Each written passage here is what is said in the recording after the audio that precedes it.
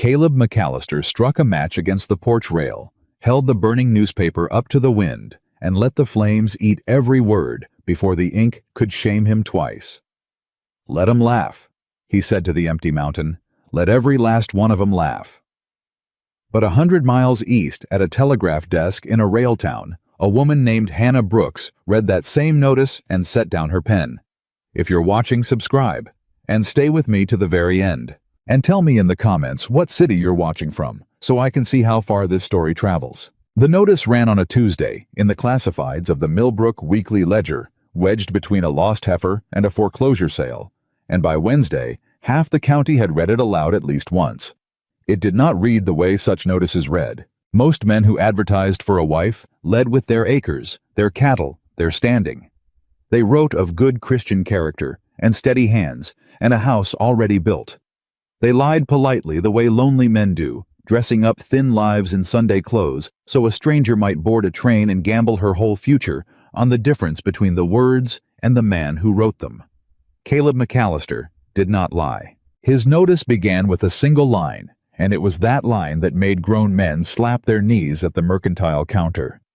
"I have one leg. I own 300 acres on the mountain edge. I do not pretend to be what I am not. If honesty is worth more to you than a whole man's promises, write to Caleb McAllister, route out of Fulton." "One leg," wheezed Ezra Pratt, the mercantile owner, folding the paper so the whole store could see. "Fella leads with one leg, like a man'd sell a lame horse and put the limp in the first line." The men gathered around the Cracker Barrel laughed the way men laugh when they are relieved it isn't them. "Reckon he ought to have mentioned the good parts first," said one. "What good parts?" said another, and the laughter came again, uglier this time. At the telegraph desk across the street behind a window streaked with summer dust, Hannah Brooks heard it. She heard most things.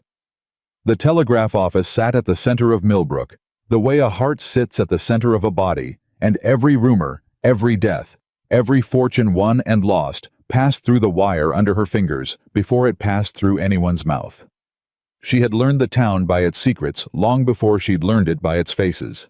She had a copy of the ledger open on the desk beside her key. She read the notice once. Then she read it again. And then, without meaning to, she stopped tapping the wire mid-message, and the operator down the line in Fulton clicked out an impatient query. "Go ahead, go ahead." And she did not answer him, because for the space of 3 breaths, Hannah Brooks was somewhere else entirely.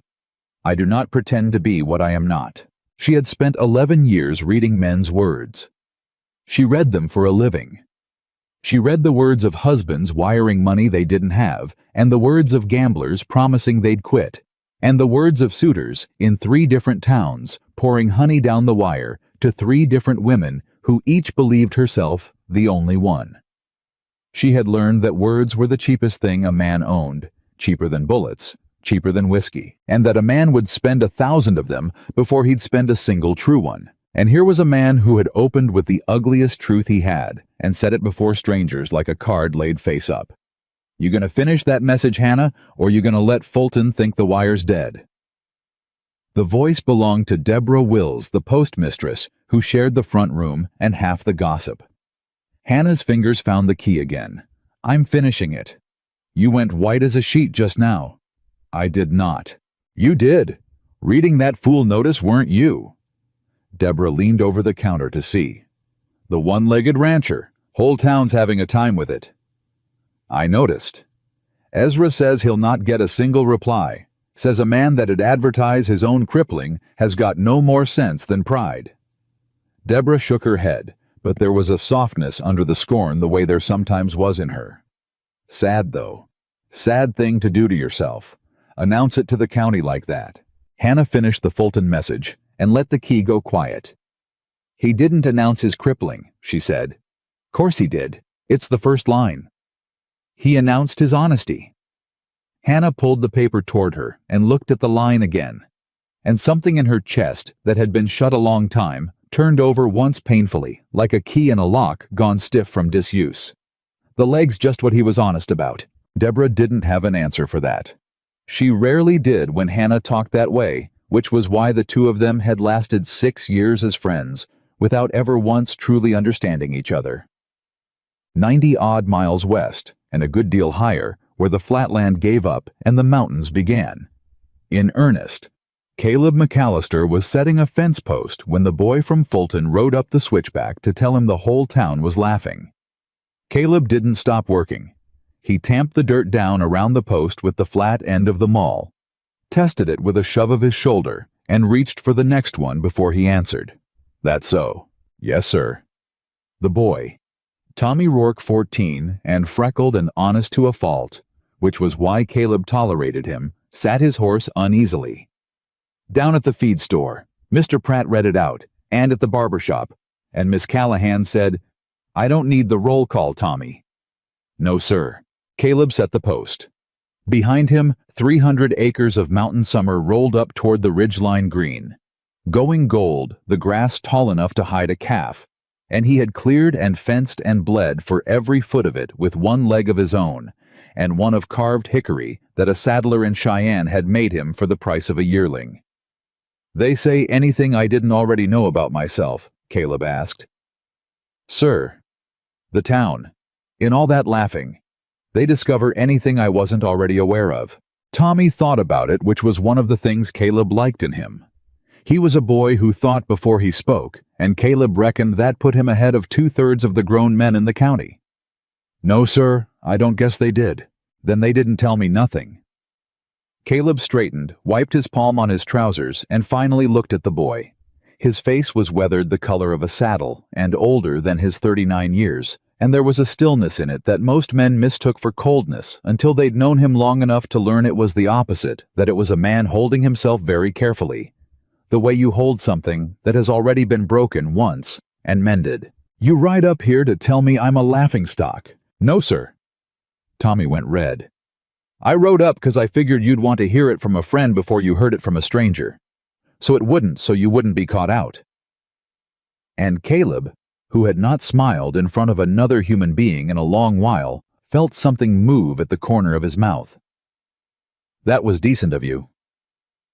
"My ma says you're the most honest man in the territory." "Your ma's a kind woman with poor eyesight. She says the town's laughing 'cause they're ashamed. She says a man who tells the truth makes liars nervous." Caleb looked at the boy a moment. Then he reached into the wagon bed for the water jug, took a long pull, and passed it up. "Your ma," he said, "is smarter than every man at that feed store put together. Drink. It's a long ride back, and the sun's mean today." He hadn't written the notice out of loneliness. That was what the town got wrong, and it was what Hannah Brooks 90 miles east got right. Or that wasn't the whole of it. A man alone on a mountain feels the winter more than the summer, and Caleb had felt the last 3 winters like a hand closing slow around his throat. There was work enough to keep a body busy from dark to dark, but the nights were long, and the porch step he'd built wide enough for 2 people sat with only one on it, and there were evenings he caught himself talking to the dog just to hear a voice that wasn't the wind. But a lonely man could have written a lonely man's notice. Could have written of his acres and left the leg for later, for after she'd come for after it was too far along to undo. Plenty did. Caleb had known a man in Laramie who'd written a woman clear from Ohio without once mentioning he was near 60 and near blind, and she'd come and she'd stayed, because by then what else could she do? A woman alone in a strange territory, with no money for the fare home. Caleb had watched that marriage sour into something that made him ashamed to share a species with the man. He would not do that to a woman. He had decided it lying awake one January night with the wind screaming down off the ridge, decided it as plain as he'd ever decided anything. If a woman was going to bind her life to his, she was going to do it, knowing exactly what she was binding it to. The leg, the isolation, the scarred and quiet man who came with the land. So he'd led with the leg. Because it was the thing a liar would hide, and he was not a liar, and he wanted her, whoever she might be, if she existed at all, to know that about him before she knew anything else. Let the town laugh. The town had been laughing at Caleb McAllister in one form or another since the day they'd carried him out of the Fulton sawmill with his boots still on the foot they'd had to leave behind. He'd survived their pity, which was worse than their laughter. He could survive this. What he had not counted on, what no part of him had let itself hope for, that anyone would answer. Oh, the letter came 11 days later. Tommy Rourke brought it up the switchback at a dead gallop, standing in his stirrups, hollering before he was even in the yard. "Mr. McAllister! Mr. McAllister, there's a letter." Caleb was mending harness on the porch step. He set the awl down very carefully. "Whoa now, what are you hollering about?" "A letter. Come to the Fulton Post for you, and Mr. Dabney says he's never seen you get a letter that wasn't from the bank, and he made me swear to bring it up careful and not lose it, and I didn't lose it. See?" The boy was off his horse and up the steps, holding out an envelope gone soft at the corners from being clutched the whole ride. "It's a lady's hand, sir. On the writing, it's a lady's hand." Caleb took it. It was a lady's hand, small and even and unhurried, the hand of someone who wrote for a living and had long since burned all the flourish out of it. The direction read simply, "Mr. Caleb McAllister, route out of Fulton." There was no return name, but the postmark said Millbrook. "Ain't you gonna open it?" Tommy was practically vibrating. "In a minute." "But it's from a lady." "I can read the hand, same as you, Tommy." "Then open it." Caleb turned the envelope over. His own name in that steady hand looked strange to him, softer than he'd ever felt himself to be. For 11 days he had told himself no one would answer, had told himself so firmly that he'd almost come to want it, because a man who expects nothing cannot be disappointed, and Caleb McAllister had built a whole life on the foundation of expecting nothing. Now here it was. And he found he was afraid to open it, and he did not care to be afraid in front of the boy. "Go water your horse," he said. "He's blown. You ran him up that grade like the devil was after you. But horse first, always the horse first. You want to be the kind of man leaves a good animal standing lathered while he reads his mail. Go on." Tommy went casting looks back over his shoulder the whole way to the trough, and when he was gone, Caleb sat down on the wide porch step he had built with his own 2 hands and 1 good leg, and he opened the letter. It did not read the way he'd feared. He'd feared pity. He'd feared the careful, wincing kindness of a woman writing to a cripple out of Christian charity. He'd feared worse, the false brightness of a desperate woman willing to overlook the leg for the acres, already counting his cattle in her head. The letter had none of that.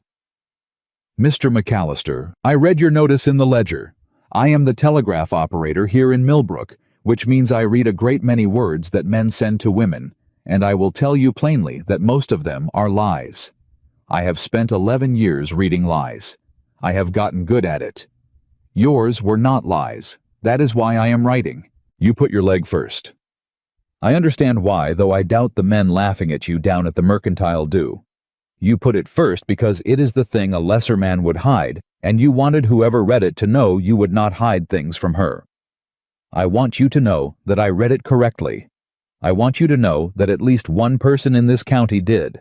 I will not pretend I am writing to accept a proposal you did not make. You advertised for honesty, not for a wife who leaps at strangers.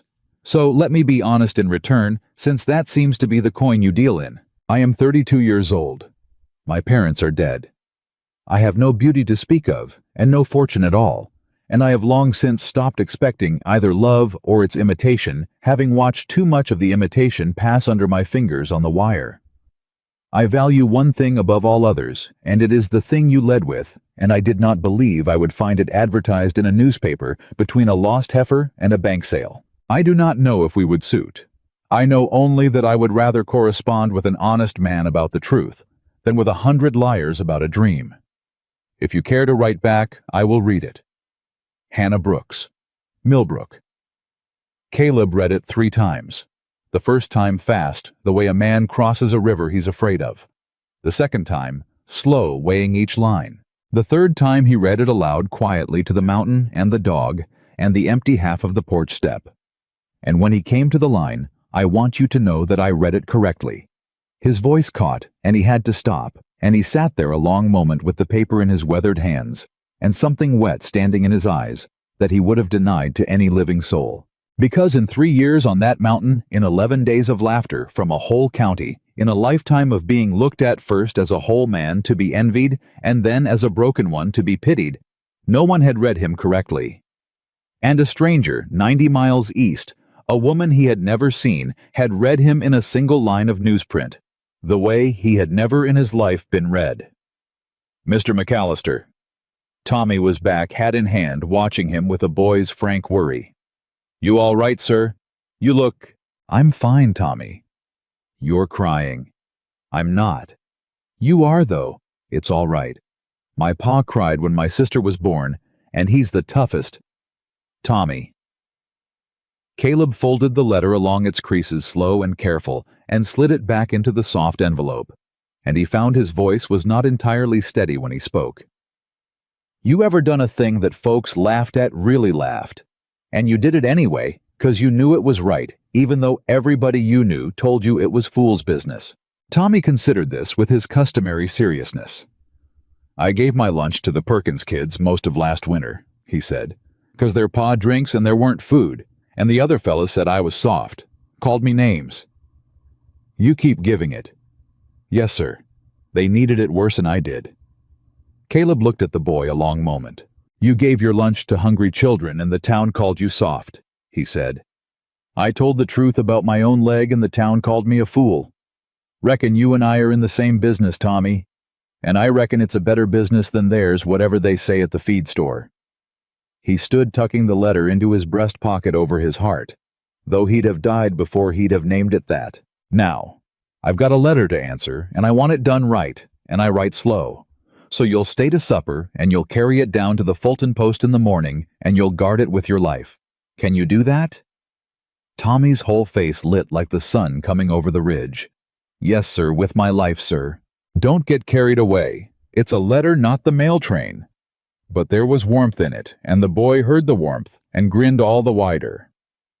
"Go on and see to the chickens while there's light. I need to think on what I'm going to say." What he said in the end took him the better part of the night and 4 ruined sheets of paper. Caleb McAllister could set a fence line straight as a rifle shot across a mountain grade. He could birth a calf backward in a spring blizzard, could shoe a horse that had thrown 3 other men, could fell a tree so it dropped within a foot of where he'd called it. His hands knew 100 kinds of work. They did not know this. He sat at the plank table, with the lamp guttering and the dog asleep against his boot, the real one, and he tried 3 times to write something clever and threw all 3 away, because clever was a liar's tool, and he'd already told this woman he wasn't a liar. So in the end, he wrote the way he'd written the notice. Plain, true, the ugliest thing first. Miss Brooks, I have started this letter 4 times. I am better with a fence than a pen, so I will ask you to forgive the plainness of it. You are the only one who wrote. The whole county read that notice, and one person in it answered, and it was you, and you answered by telling me you read a great many lies, and mine were not among them. I have read your letter more times than I will admit to. I read it out loud to my dog, who was not much impressed, but I was. You said you have no beauty and no fortune. I did not ask for either. I have looked at beauty. A woman I was to marry before the accident was as fine to look at as anything in the territory, and when they carried me out of that mill without my leg, she looked at me exactly once and never came again. So I have no high opinion of beauty. It did not stand by me.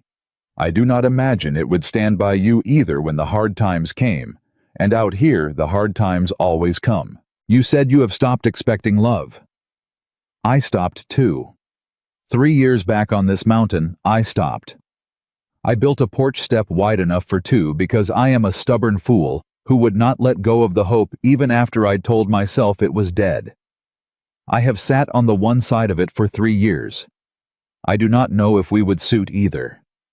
But I would rather find out with you who tells the truth than go on sitting alone on half a step out of pride. Tell me true things. I will tell you true things back. We will see where the truth takes us, since it seems to be the only road either of us trusts. I have 1 leg. I have 300 acres. And now I have your letter, which I am keeping, and which I read to my dog. Caleb McAllister. He read it over once, decided it was as honest as he could make it, and did not let himself read it again for fear he'd lose his nerve. Then he sealed it, and set it on the table where Tommy could not miss it, and blew out the lamp, and lay a long while in the dark, listening to the mountain. And for the first time in 3 years, the wind did not sound like a hand closing around his throat. Down in Millbrook, the town did not stop laughing just because a letter had gone unnoticed up a mountain. If anything, it got worse because word had leaked. Words always leaked in a town with a telegraph office and a postmistress that the one-legged rancher had gotten himself a reply. Somebody actually wrote him. Ezra Pratt was incredulous. Who in their right mind? Now Ezra, said Deborah Wills, who had brought the news precisely because she couldn't hold it and was now regretting the whole enterprise. It's not our business who wrote him. It's the whole county's business near about. Man advertises his own leg and some poor addled female answers it. Ezra shook his head. Be a mercy if the postmaster lost the thing. You watch your mouth, Ezra Pratt. The voice cut across the store like a blade, and every head turned. Hannah Brooks stood in the doorway with the light behind her, and she was not a large woman, nor a loud one, and in 6 years in Millbrook, she had never once raised her voice in that store or any other. She raised it now. You watch your mouth, she said again, and crossed the floor to the counter and set down her list of dry goods with a snap. The man told the truth about himself to a whole county, which is more than any soul in this store has ever done, and you sit here on your barrel and call him addled and a fool. Well, she looked around the room at Ezra, at the loafers by the Cracker Barrel, at the faces that had laughed. I'll tell you who wrote him since you're all so curious. I did. The silence was total. You, said Ezra. Me. You wrote, you answered the Hannah you can't be. I read men's lies for a living, Ezra. 11 years of them straight off the wire. And in 11 years, that notice was the first true thing I ever read a man put his name to. Her voice did not shake. Her hands flat on the counter did not shake. So yes, I wrote him. And I'd thank you to keep his name and mine out of your mouth, unless you can say them with respect, because a man who leads with his ugliest truth has got more honor in his one leg than this whole town's got standing on two. She picked up her list. Now, I'll take my flour and my coffee, Mr. Pratt, and I'll take them from you same as always, because I hold no grudge against a man who's only ignorant. But you'll fill the order without the commentary. Do we understand each other? Ezra Pratt, who had run that store for 20 years and never once been made to feel small in it, filled the order without a word. And Deborah Wills, watching her friend, felt something she couldn't name. Half fear, half a fierce and startling pride, and thought not for the first time that she had never truly understood Hannah Brooks, and that maybe nobody in Millbrook ever had. The letters went back and forth across 90 miles of summer that year, like a slow current finding its channel. He wrote of the mountain, of the wind that came down off the ridge at dusk, and how it had frightened him his first winter, and how he'd come to need it. Of the fences, always the fences, and the calf he'd lost in a spring flood, and the 2 he'd saved. Of the porch step. Of the dog who was named Ruin, because he'd been a ruined-looking pup when Caleb found him half-drowned in a ditch, and because a man alone on a mountain develops a sense of humor about ruin. She wrote of the wire. Of the deaths that came through it, and the fortunes and the marriages announced, and the marriages ended. Of her parents gone in the same fever winter when she was 19, and how she'd learned the telegraph because it was the one trade a woman could get that didn't require her to smile at men she despised. Of the boarding house and the thin walls and the loneliness that was somehow worse in a town full of people than it would have been alone on a mountain. You are not alone in the loneliness, he wrote her once. That is the strange thing. I am 90 miles away on a mountain, and I read your letters, and I think there is another one. Another one who knows. Another one who knows, she wrote back. Yes. I did not think there was. Neither of them wrote the word that hung behind all the others. Neither of them flirted. Neither of them made promises. They had both spent their lives among promises, and they trusted the small true things far more than the large sweet ones trusted a man writing about a drowned dog he'd saved more than they'd ever have trusted a man writing about the color of their eyes. But somewhere in that summer of letters, without either of them ever saying it, the thing that neither would name took root and grew, the way the tall grass grew up. His mountain, quiet and green and impossible to stop. And then in August, Caleb McAllister took up his pen and wrote the hardest true thing he'd written yet. Miss Brooks, I have thought a long time about how to write this, and there is no clever way, so I will do it plain, which is the only way I know. I do not want to go on writing letters forever. I have come to care for you through these pages more than I have cared for anyone since before the accident, and a man does not build a porch step for two, so he can go on reading a woman's words by lamplight 90 miles away for the rest of his life. That is not what the step is for. So I am going to ask you plain, and you can say no plain, and I will not think less of you, and I will go on writing you as a friend the rest of my days, if that is all you want. Will you come to the mountain and see the land, and see the man, and see the leg, and see if the truth we have been telling each other on paper holds up in the flesh? I will meet the train at Fulton. If you take one look and want to go home, I will buy your ticket back myself, and never trouble you again, and I will mean it. But I do not think you will want to go home. I have read your letters more times than I will admit, and I do not think either of us wants to go home anymore. I think we are both about done being alone. Come and see. Caleb. He sent it, and then he waited, and the waiting was the worst thing he had done since the accident, worse than learning to walk on the hickory leg, worse than the first winter alone, because the letters he could survive. A man could build a life around letters, around the small warmth of another one who knows arriving every 11 days like clockwork. But he had asked for more than letters now. He had laid the whole of it face up on the table the way he'd led with his leg. And if she said no, if the flesh and blood truth of him was more than the paper truth she could bear, then he would have to go back to the one side of the porch step, knowing exactly what he'd lost. And that was a colder thing than never having known it at all. He waited 14 days, the longest of his life.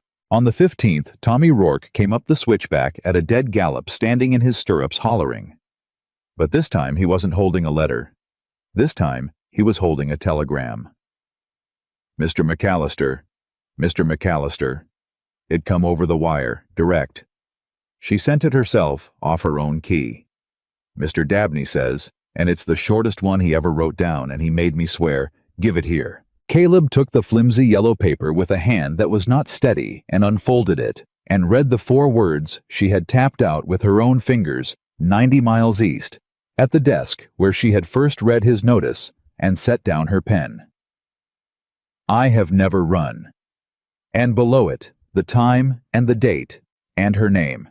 Caleb McAllister stood on the wide porch step he had built with his own 2 hands and 1 good leg, and he read those 4 words, and then he sat down slowly on the half of it that had been empty for 3 years, and he put his face in his weathered hands. And Tommy Rourke had the great good sense, the same sense that had made him bring bad news up a mountain so a friend wouldn't be caught out. The same sense that had made him give his lunch to hungry children through a whole hard winter, to turn his horse and ride a little way off and give the man his privacy and say nothing at all about the tears. She had never run.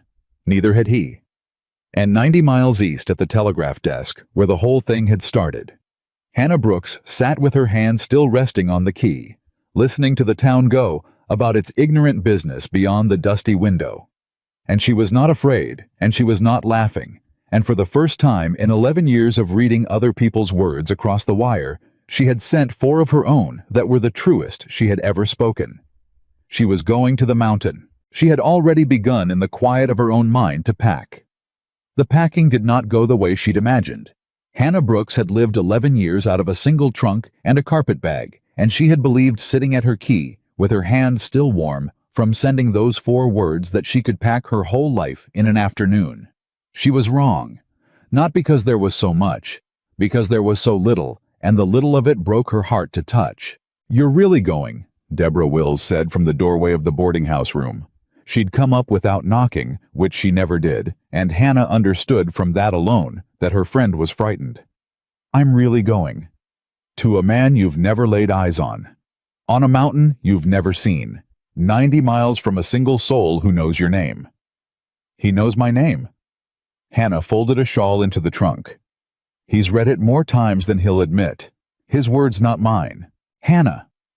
Deborah crossed the little room and caught her by the wrist, and her grip was hard. Listen to me. I've watched 100 women board trains for men who wrote them pretty letters. You've walked off your own wire. Half of them we never heard from again. You told me that.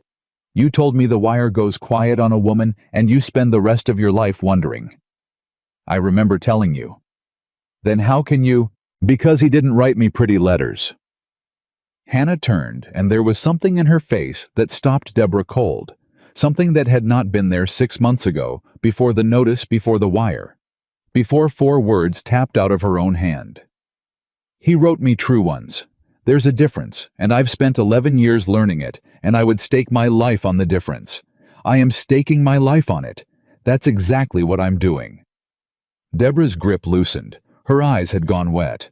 And if you're wrong, then I'm wrong, and I'll have been braver being wrong than I ever was being safe.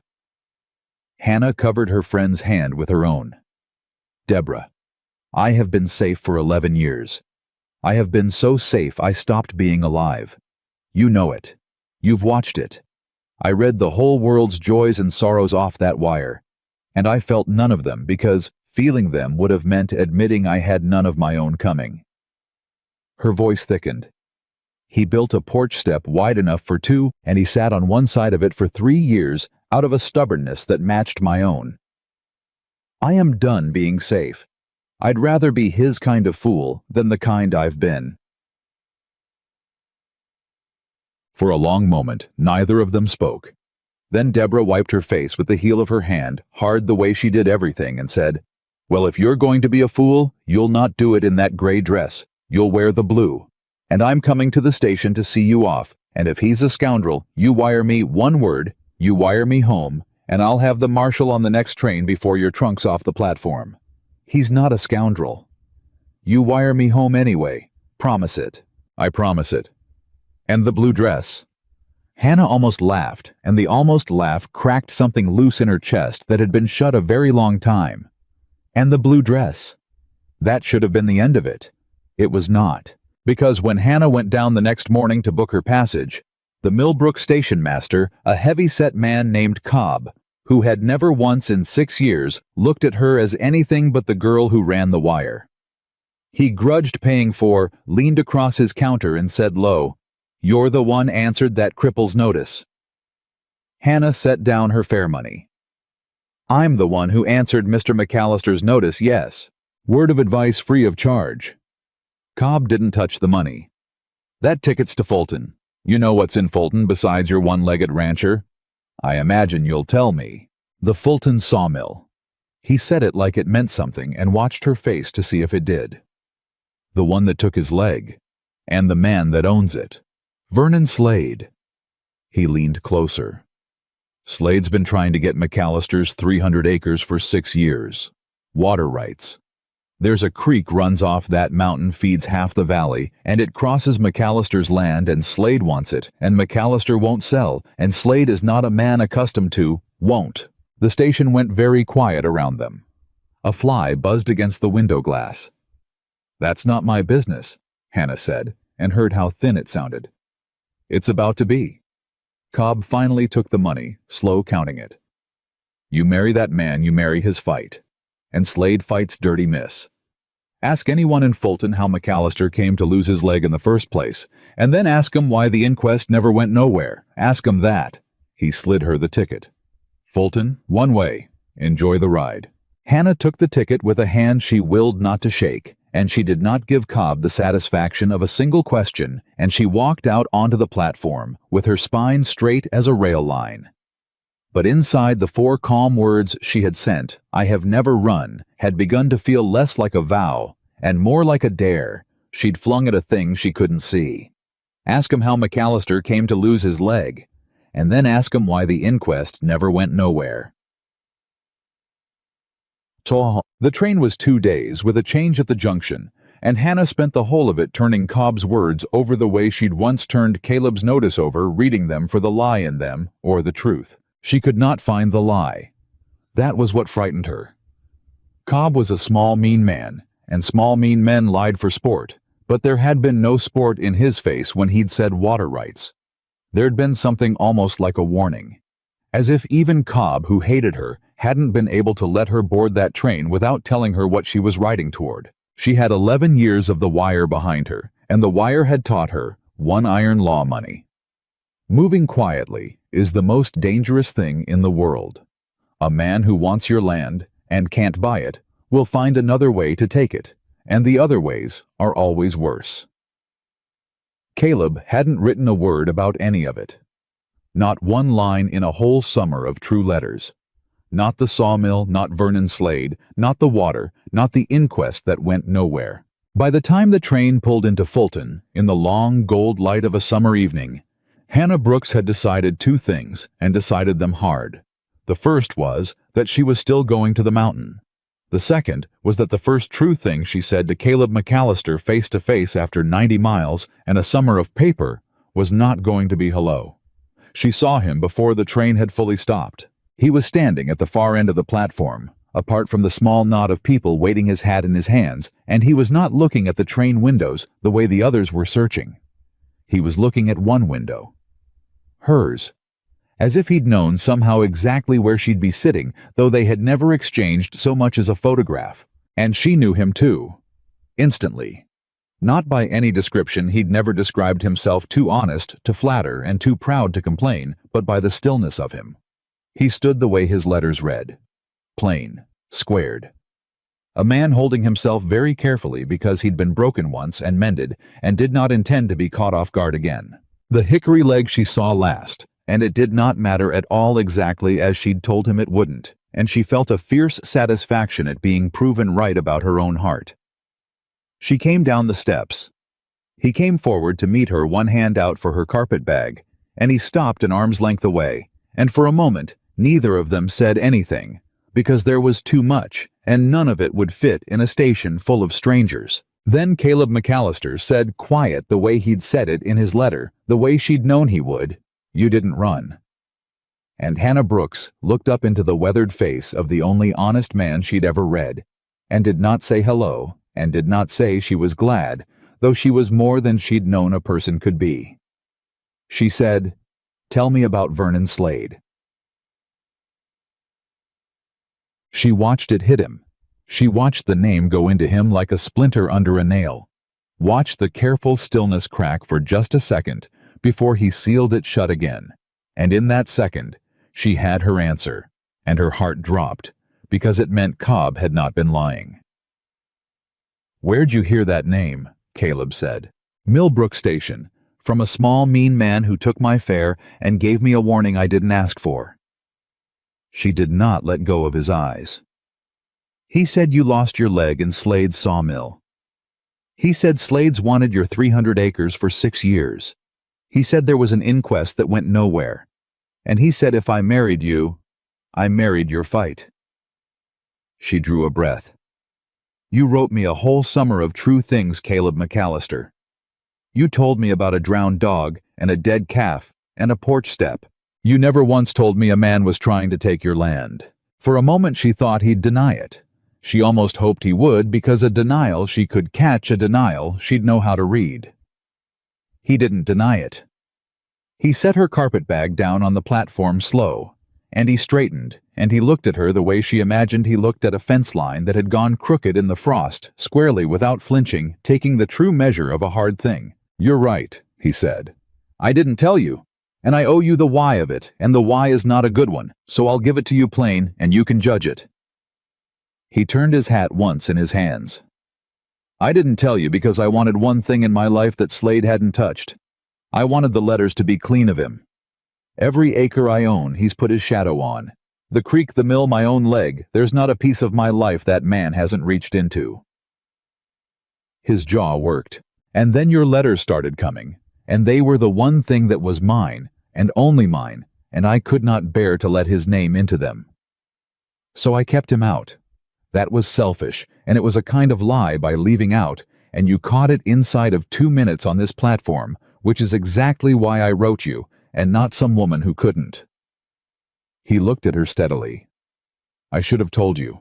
I'm telling you now. Ask me anything you want, and I'll answer it true right here, before you set one foot toward that mountain. And if the answer sends you back on the next train, I'll buy the ticket like I said, and I'll have earned it." Hannah Brooks stood on the Fulton platform in the blue dress Deborah had made her wear, and she looked at this man who had lied to her only by loving her too carefully. The last of Cobb's poison go out of her. "That," she said, "is the most honest lie I ever heard a man confess to. It's the only kind I've got in me. I know it is. That's why I'm here." She picked up her own carpet bag before he could a small thing, but she saw him note it and understand it. "I don't want to go back on the next train. I want to hear about Vernon Slade on the way to the mountain. All of it, the leg and the inquest and the creek, and I want you to leave nothing out, because I did not come 90 miles to be protected. I came 90 miles to stand on the other side of that porch step." She looked at him. "So, do we have a wagon, Mr. McAllister, or are we walking?" And Caleb McAllister, who had not smiled in front of another human being in years, who had wept into his hands over 4 words on a telegram, who had built a step for 2, and sat on one side of it, out of a stubbornness that matched her own, Caleb McAllister laughed. It came out rough unused like a hinge that had rusted shut. But it came out. "We have a wagon," he said, "and you'll hear all of it. God help me, you'll hear all of it, and then you'll wish you'd taken Cobb's advice. I never take advice from small, mean men. Load the bag." "Hey," he told her on the road. The wagon climbed out of Fulton and into the long grades toward the mountain, and Caleb held the lines loose in his weathered hands and told Hannah Brooks the thing he had kept out of a whole summer of letters, and she listened the way she'd learned to listen at the wire, for the truth under the words and the lie under the truth, and finding this time that there was no lie at all. Only a wound a man had been carrying so long, he'd learned to walk without limping on it. He'd come to the valley at 22, he said, with 2 good legs and a dead father's savings sewn into his coat. He'd meant to ranch. He'd bought the 300 acres cheap because they ran steep up the mountain and no one else wanted the grade, no one but a fool willing to fence a slope, and Caleb had been that fool, and he'd been proud of it. What he hadn't known buying it was the creek. "Runs down off the high ridge," he said, nodding up toward the country ahead of them gone blue with distance. "Crosses the top of my land north to south before it drops into the valley. Every farm in that valley drinks off that creek. Every head of cattle. The mill runs off it. And the law of it, the law of water in this territory, is that the man whose land the creek crosses highest has got the say. Upstream rights. And that's me. That water's mine to use first, and to dam if I've a mind to, and to sell the use of if I choose. 300 acres of steep grade nobody wanted, and it turned out to hold the throat of the whole valley in its hand." "And Slade wants the throat," Hannah said. "Slade owns everything downstream of it. The mill, 2,000 acres of the flat. Half the town of Fulton one way or another holds paper he signed." Caleb's hands tightened on the lines. "For 6 years he's offered to buy me out. Started fair. Got less fair. 2 years back he offered me 4 times what the land's worth, and I said no, and that's when it stopped being about money." "What happened 2 years back?" "My leg happened before that. 4 years back." He was quiet a moment, and the wagon wheels turned, and Hannah did not push him, because she'd learned at the wire that the truest things come when you stop pulling on them. "I worked winters at the mill," Caleb said finally. "Everybody did. Ranch don't pay in the cold months, and Slade's mill was the only wage in the valley. I'd worked it 3 seasons, careful no trouble. And then one January, I'd been fighting Slade over the water he'd sent men to survey a dam site on my land without my leave, and I'd run 'em off, and there'd been words." He kept his eyes on the road.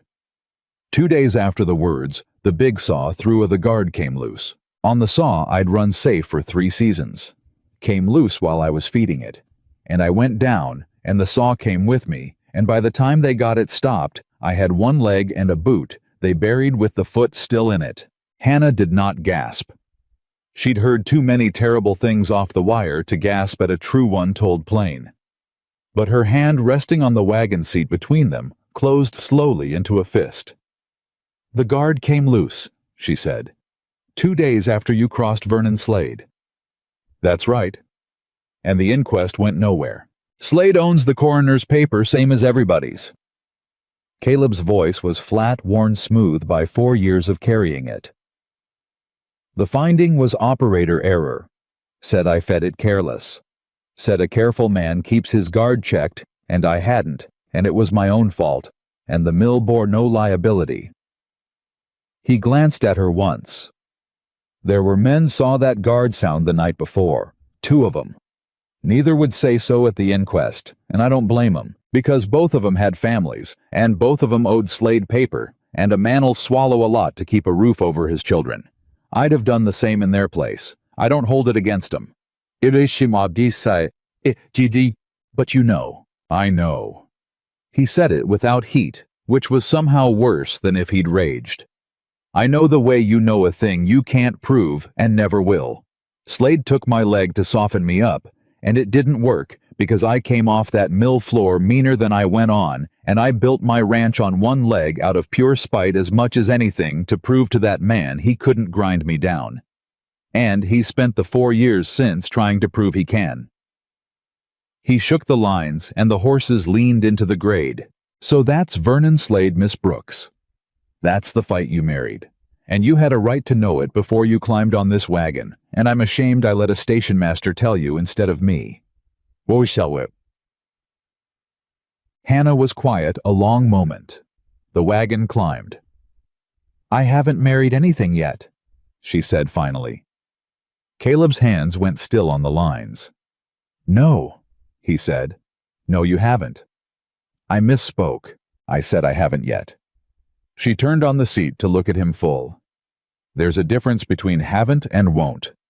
Caleb McAllister, and you of all men, ought to know how much a single word can carry, because you built our whole acquaintance on one true line in a newspaper. Her voice was steady. I came to see the land, and the man, and the leg. You've given me the leg now, the true story of it, which is more than the leg itself. So drive on. I've seen nothing yet that sends me back to Millbrook. I've seen a man who fought a thief for 6 years on one leg and never once whined about it in a letter. That's not a thing that sends a woman home.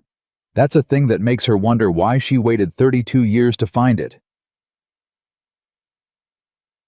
The mountain rose ahead of them, and the light was going gold to amber to the deep blue of a summer dusk, and Caleb McAllister drove his wagon up the last of the grade toward the ranch he'd built out of spite and stubbornness, with the first woman in 4 years who'd ever heard the whole of him, and not flinched, sitting straight-backed at his side.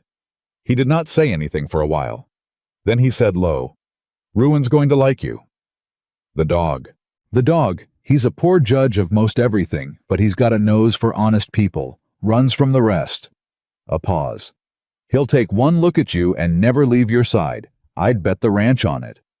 Don't bet the ranch, Hannah said. Slade wants it bad enough already. And Caleb McAllister laughed for the second time in one evening, rough and rusty and real, and up ahead, through the last of the light, the shape of the ranch came clear against the mountain. The barn he'd built by hand. The fences straight as rifle shots, and the wide wooden porch step waiting with room on it for 2. Ruin took one look at her and never left her side. The dog came off the porch like a shot when the wagon rolled into the yard and Caleb tensed. Ruin did not love strangers. Ruin had run a land surveyor clean off the property the spring before, but the dog pulled up short. 3 feet from Hannah sat down hard in the dust and looked up at her with his whole disreputable heart in his eyes. Well, Caleb said, I'll be. You said you'd bet the ranch. Good thing I didn't. He came around to hand her down, and she let him this time, and his hand was rough and warm and steady, and when her feet touched the ground of his mountain for the first time, she felt something settle in her that had been unsettled her whole life. She did not say so. There'd be time for saying so. He showed her the barn, and the well, and the 2 milk cows, and the horses, and the chickens.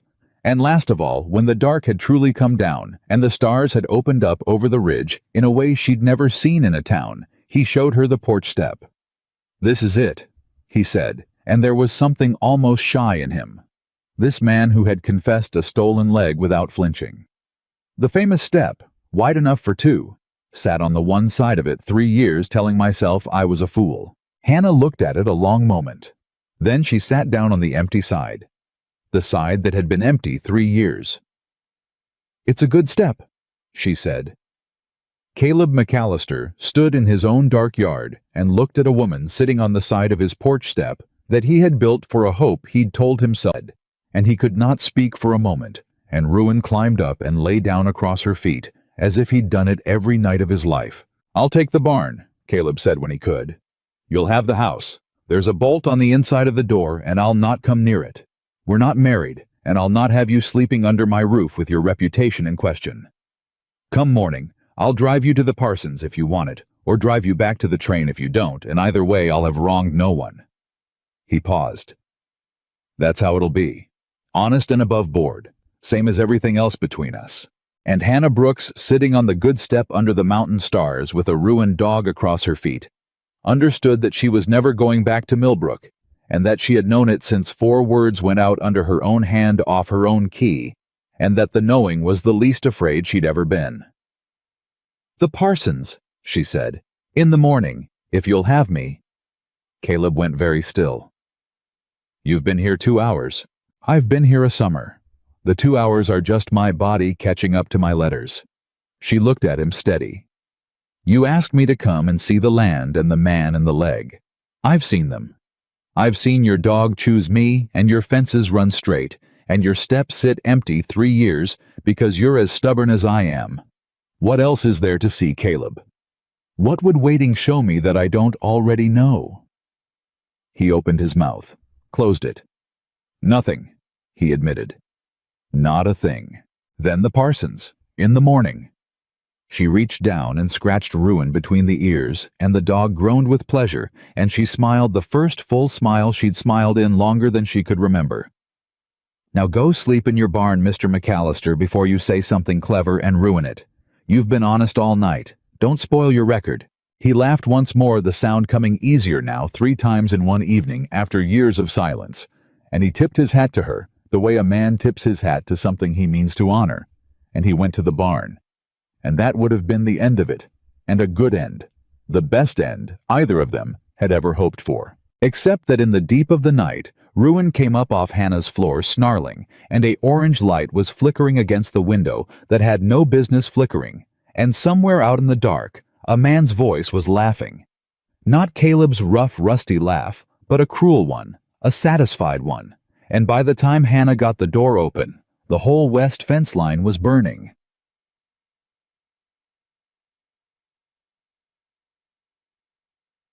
"Caleb!" She was off the porch step and into the yard in her nightdress with Ruin baying beside her, and the fire had already jumped from the fence to the dry grass, and was running east toward the barn with the wind behind it. And out beyond the flames, 2 riders were wheeling their horses, and one of them lifted something to his mouth, a bottle, and threw it, and it burst in a sheet of flame against the corner post of the corral. Caleb came out of the barn, already moving, no shirt, no hat.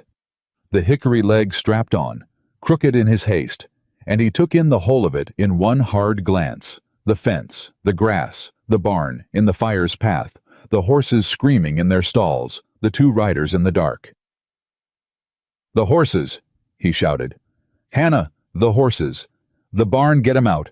Throw the doors, I'll take the fire. You can't take that fire alone. Get the horses." She went. She did not argue, did not freeze, did not do a single one of the useless things a town-soft woman might have done. She ran for the barn in her bare feet with the dog beside her, and through the doors, and went in among the panicking animals. And she'd handled horses as a girl, and her hands remembered, and she got the lead on the first one, and hauled it out and went back for the next, while behind her, Caleb McAllister fought a grass fire on one leg with a saddle blanket and a shovel, and a rage 4 years in the building, and out in the dark, the 2 riders sat their horses and watched. "That's far enough, McAllister," one of them called the cruel voice the laughing one. "You can't stop it, and you know it. Slade says this is the last friendly warning. Sell the water, or watch it all burn a piece at a time, till there's nothing left worth the deed." Caleb did not answer. Caleb beat at the fire with the blanket and threw dirt and cut a break with the shovel, driving the hickory leg into the soft earth for purchase. And the flames lit his face, orange and furious, and he did not so much as look at the men who'd come to burn him out. Hannah got the last horse clear. Then she saw the shovel, the second one leaning against the barn wall where Caleb kept it. She did not think. She grabbed it, and she ran into the smoke beside him, and she began to cut the brake from the other end, driving the blade into the earth with everything. 11 years of held-down fury had stored up in her, and Caleb saw her there, saw the telegraph operator from Millbrook in her nightdress and bare feet, cutting a firebreak beside him in the dark. And something happened in his chest that had nothing to do with the fire. "Get back to the house," he shouted. "Cut your end, I'll cut mine," she shouted back. "We'll meet in the middle. Move, Caleb." And out in the dark, the cruel voice stopped laughing. Because the fire was supposed to run. That was the whole of the plan. Light it and let the wind and the dry grass do the rest, and ride off and let McAllister stand alone and helpless, and watch his life burn and come to Slade in the morning ready to sell. McAllister was not standing helpless. McAllister was cutting a break on one leg with a woman in a nightdress, and between the two of them and the dog dragging burning brush clear in his teeth, and the wind that shifted as wind will as wind did, just enough the break held. The fire caught the cut earth and found nothing to eat and guttered and dropped and died along the line they'd made. And the barn stood and the horses stood safe in the yard, and the west fence was gone, and 40 acres of grass were black and smoking. But the ranch stood. Caleb McAllister leaned on his shovel chest, heaving, streaked with soot and sweat, and looked out into the dark where the two riders sat their horses in stunned silence. "You tell Vernon Slade," he said, and his voice carried across the smoking field flat and clear and utterly without fear, that he sent 2 men and a bottle of coal oil against 1 cripple and a telegraph girl, and the 2 men and the coal oil lost. You tell him that, word for word. The cruel voice found itself again, but it was rattled now, and it showed. "This ain't over, McAllister." "No," Caleb agreed. "It ain't. But it went worse for you tonight than you planned, and you'll have to explain that to Slade, and I don't envy you the telling. Now get off my land before my dog decides your horse looks tastier than the fire did." Ruin on cue loosed a snarl from the dark that would have curdled milk, and the 2 riders wheeled their horses and were gone, and the sound of their hoofbeats faded down the mountain until there was nothing left but the crackle of dying embers, and the 2 of them standing in the ruin of the field. For a long moment, neither spoke. Then Hannah Brooks dropped her shovel and turned to Caleb, and he saw that she was shaking now that it was over, now that it was safe to shake, and he crossed the black ground to her, and she came into his arms, without either of them deciding it, and he held her there in the smoke and the starlight, both of them filthy and scorched and alive. "You cut the brake," he said into her hair, wondering. "You ran into a fire and cut the brake. You said meet in this middle." She was crying now and laughing the 2 things at once, the way he had wept and laughed over a telegram. "So I cut to the middle. That's how it's going to be, isn't it? You cut your end and I cut mine, and we meet in the middle." "Yeah," Caleb McAllister said, and his own voice was not steady, and he did not care. "Yeah, that's exactly how it's going to be." They were married by the Fulton parson at 9 o'clock the next morning. Black-streaked hands and all, because Hannah had refused to wash the soot off first. "I want the parson to see it," she'd said, driving down the mountain beside Caleb with Ruin standing in the wagon bed. "I want it in the record. Married the morning after they burned us, still smelling of the smoke. Let it be written down somewhere that we started on a burned field and got married anyhow. I'm a telegraph operator, Caleb. I believe in the record." The parson, a thin, tired, decent man named Ambrose, who owed Vernon Slade no paper, and was therefore one of the few genuinely free men in Fulton, looked at the 2 of them standing in his little parlor covered in soot, and looked at the dog, and did not ask a single question. "I heard there was a fire on the mountain last night," was all he said. "There was," Caleb said. "Slade's men. I couldn't prove it in a court, and neither could you." "No?" Ambrose opened his book. "No, I don't suppose either of us could." He looked at Hannah. "You know what you're marrying into, miss the land, the water, the man Slade spent 6 years trying to break. You know all of it." "I know all of it," Hannah said. "He told me himself on the wagon up, the leg and the inquest and the creek. He left nothing out. He's incapable of leaving things out. It took him a whole summer of letters just to work up to keeping one thing back, and he confessed even that inside of 2 minutes when I called him on it. She looked at Caleb, and her sooty face was fierce and certain and unafraid. I'm not marrying a man who's easy to love, Parson. I'm marrying a man who's impossible to lie to. After 11 years reading other people's lies, you can't imagine what a mercy that is. Ambrose looked at her a long moment. Then something in his tired face eased, and he nodded, and he began to read the words. And Caleb McAllister standing in a country parson's parlor with soot on his hands and a stolen leg and a dead man's saw in his memory. And Vernon Slade's whole shadow across his future took the hand of the only woman in the county who'd read him correctly and made his vows in a voice that did not shake, and heard her make hers back in the clear, steady voice she'd learned tapping other people's fates across 90 miles of wire. When it was done, Ambrose closed his book. You'll want to be careful now, he said quietly. Both of you. A man like Slade, when the fire doesn't work, he doesn't stop. He changes tactics. He'll try the water rights in the courts, or the deed, or worse. Fire's the crude tool.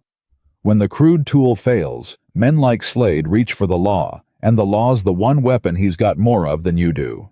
Let him reach for the law, Hannah said, and something in her voice made both men look at her. The law's made of words, Parson. Deeds and filings and clerk's records and things a man puts his name to. Words carried on wires and written in books. She tucked her arm through her husband's. Words are the one thing on God's earth I know better than Vernon Slade. He's welcome to try me on words. Let him.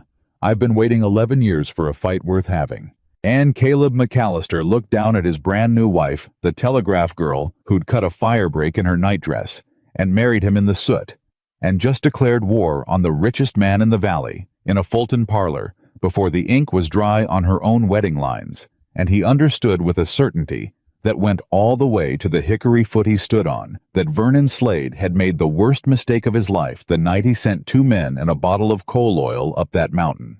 Because for 4 years, Slade had been fighting one stubborn cripple alone. He was not fighting one anymore. The war Slade got was not the war he'd prepared for. He'd braced for a stubborn man to break slower or faster. He had not braced for a woman who understood better than any lawyer in the territory that every crooked thing a man does leaves a trail of paper behind it, and that the paper can be read. It started 3 days after the wedding, when Hannah McAllister. Now, though, she'd have to say it aloud 100 times before it stopped feeling stolen, sat Caleb down at the plank table with a stub of pencil and a sheet of butcher paper and said, "Tell me everything Vernon Slade has ever put his name to." Caleb looked at her like she'd asked him to recite the Psalms backward. His name to? What do you mean his name to? I mean paper, deeds, contracts, water filings, the Mills coroner report on your leg, the survey he ran on your land without your leave. Every document that exists in this valley with Vernon Slade's signature on the bottom of it. She smoothed the butcher paper flat. A man like Slade doesn't steal with his hands, Caleb. He steals with his pen, and a pen leaves a trail. 11 years on the wire taught me that money moving quiet always leaves a trail, and the trail is always in the paper, and the paper is always somewhere in some clerk's drawer gathering dust because men like Slade think no one will ever bother to read it. And you're going to read it. I'm going to read all of it. She looked up at him. You've been fighting him with your fists and your spite for 4 years, and it's kept you alive, but it hasn't won you anything because fists don't beat a man who owns the coroner. Words beat him. His own words turned back on him, and words are mine. She tapped the pencil on the table. Now, start talking. The survey first. When did he run it? Who ran it? And did anyone sign anything? And Caleb, who had spent 4 years believing the fight was a thing he'd carry alone into the grave, felt the strangest sensation take hold of him. The sensation of not being alone in it. He talked. She wrote. By lamplight that first night, the butcher paper filled with names and dates in her small, even hand, and a shape began to come clear that neither of them had seen before, because Caleb had only ever seen the pieces of it that had cut him, and Hannah was seeing the whole. Stop. she said an hour in. Her pencil had gone still. Say that again. The date on the survey. March. 4 years back. The 8th or 9th, I don't. And the accident at the mill. Your leg. When exactly? January. 2 months before. The 11th. Hannah's face had gone very still the way it had gone still the first time she'd read his notice. Caleb, she said slowly. The survey Slade ran on your land without leave, the one that gave him the damn site he wanted, that was March. 2 months after your accident, after the inquest called it operator error and closed the mill's liability. She set the pencil down. Don't you see it? He took your leg in January to soften you. When that didn't sell you, he sent surveyors in March to just take the water measurement anyhow on the theory that a one-legged man couldn't stop them. You ran them off. You told me that, but the point is the timing. He didn't wait a decent interval. He didn't even wait for you to heal. 2 months off the mill floor, still learning to walk, and he's already back on your land with a survey chain. Her voice dropped. A jury of valley men. Men who drink off your creek men, who've watched Slade squeeze them too. How do you think they'd feel? Hearing a rich man ran a survey across a crippled neighbor's land 8 weeks after his own mill took the leg. Caleb stared at her. In 4 years, he had never once thought of the two things together. The leg was the leg. The survey was the survey. They were separate wounds, and he'd carried them separately. He had never laid them side by side on a sheet of butcher paper and seen the line that ran between them. You just... He started and stopped. In one night you saw a thing I couldn't see in 4 years, because you were inside it. Hannah's voice gentled. You can't read your own hand, Caleb. Nobody can. It's why you needed someone who reads for a living. That's not weakness, that's just true. I've been reading other people's disasters off the wire for 11 years precisely because I could see them clear when the people inside them couldn't. She reached across the table and put her hand over his. You've been fighting blind. You're not blind anymore. That's the whole of what I brought up this mountain, and it's worth more than the acres. And Caleb McAllister turned his rough hand over under hers and held it and did not trust himself to speak. The next morning she went to Fulton. Caleb didn't want her to. They had their first true fight over it. Not the sharp, cruel kind that ends things, but the deep, grinding kind between two stubborn people who've each spent a lifetime being right. He tried to burn us out, Caleb said, blocking the barn door where she was hitching the wagon. 3 days ago, and you want to drive into Fulton alone, where every third man owes him paper, and start pulling his records out of the courthouse. You'll paint a target on your back. I already have a target on my back. I married you. She kept hitching. That happened at 9 o'clock Tuesday morning in front of the parson in the record. I can't untarget myself, so I might as well be useful while I'm targeted. Hannah! Caleb! She stopped and turned, and there was steel in her that he was still learning the dimensions of. You can't come. That's the plain truth of it, and we both know it. You ride into Fulton, and every man in that town sees the one-legged rancher Slade's feuding with, and they close up like clams and you get nothing. But a woman, a new bride, come down to file her marriage lines proper and register her name all sweetness, asking the clerk innocent little questions about how the water filings work in this territory, because she's just so curious about her new husband's land. She smiled, and it was not entirely a kind smile. Nobody closes up to that woman. Nobody sees the threat in her. I spent 11 years being invisible behind a telegraph window, Caleb. I know exactly how to be a woman men don't bother to watch. It's the most useful skill I own, and it's about to cost Vernon Slade everything. Caleb looked at her a long moment. I hate that you're right. You'll get used to it. She climbed up to the seat. Now move out of the door before I drive over your good foot. And Caleb. Her voice softened. I'll be back by dark. I promise it. If I'm not back by dark, then you come, and you bring the dog, and you bring the rifle. But I will be back by dark, because I have never once in my life not come back when I said I would. Ask Deborah Wills. It's the most reliable thing about me.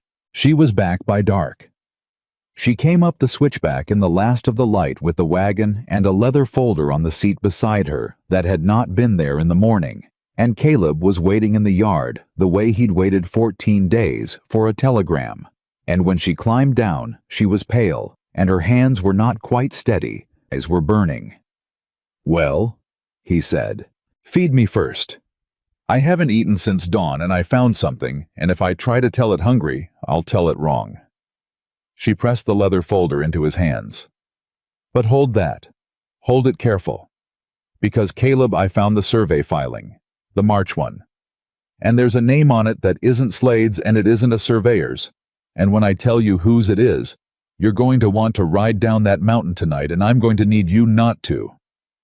Caleb looked down at the folder in his hands. "Whose name?" "Feed me first." "Hannah. Whose name?" She looked at him and the burning in her eyes banked down to something harder and colder. "Judge Amos Caro," she said. "The circuit judge. The one who rides through and hears the land cases and the water disputes for the whole territory. The man who'd sit the bench if this ever came to a real trial." She let it land. "His name is on Slade's survey, Caleb, as a witness, notarized, 4 years ago, which means the judge who'd decide whether Slade gets your water has already 4 years back put his own signature on Slade's illegal survey of your land." Her voice was very quiet now. "The fight isn't you against Slade. It never was. It's you against Slade and the man who'd judge you. That's why you could never win it with fists. The bench was bought before you ever threw the first punch."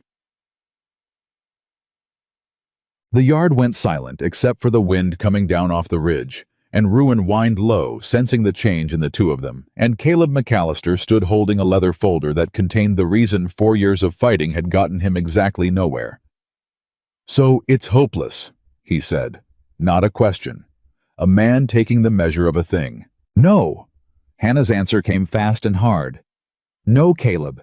It's the opposite of hopeless. Don't you understand? For 4 years you couldn't win because you couldn't see the whole board. Now you can see it. The judge is bought fine. Now we know the judge is bought, and we can plan for a bought judge instead of walking into his court like a lamb. A trap you can see isn't a trap anymore. It's just a fact you work around." She took the folder back from his numb hands, gentle. "Now feed me. And then we're going to figure out how you beat a rich man and a crooked judge at the same time.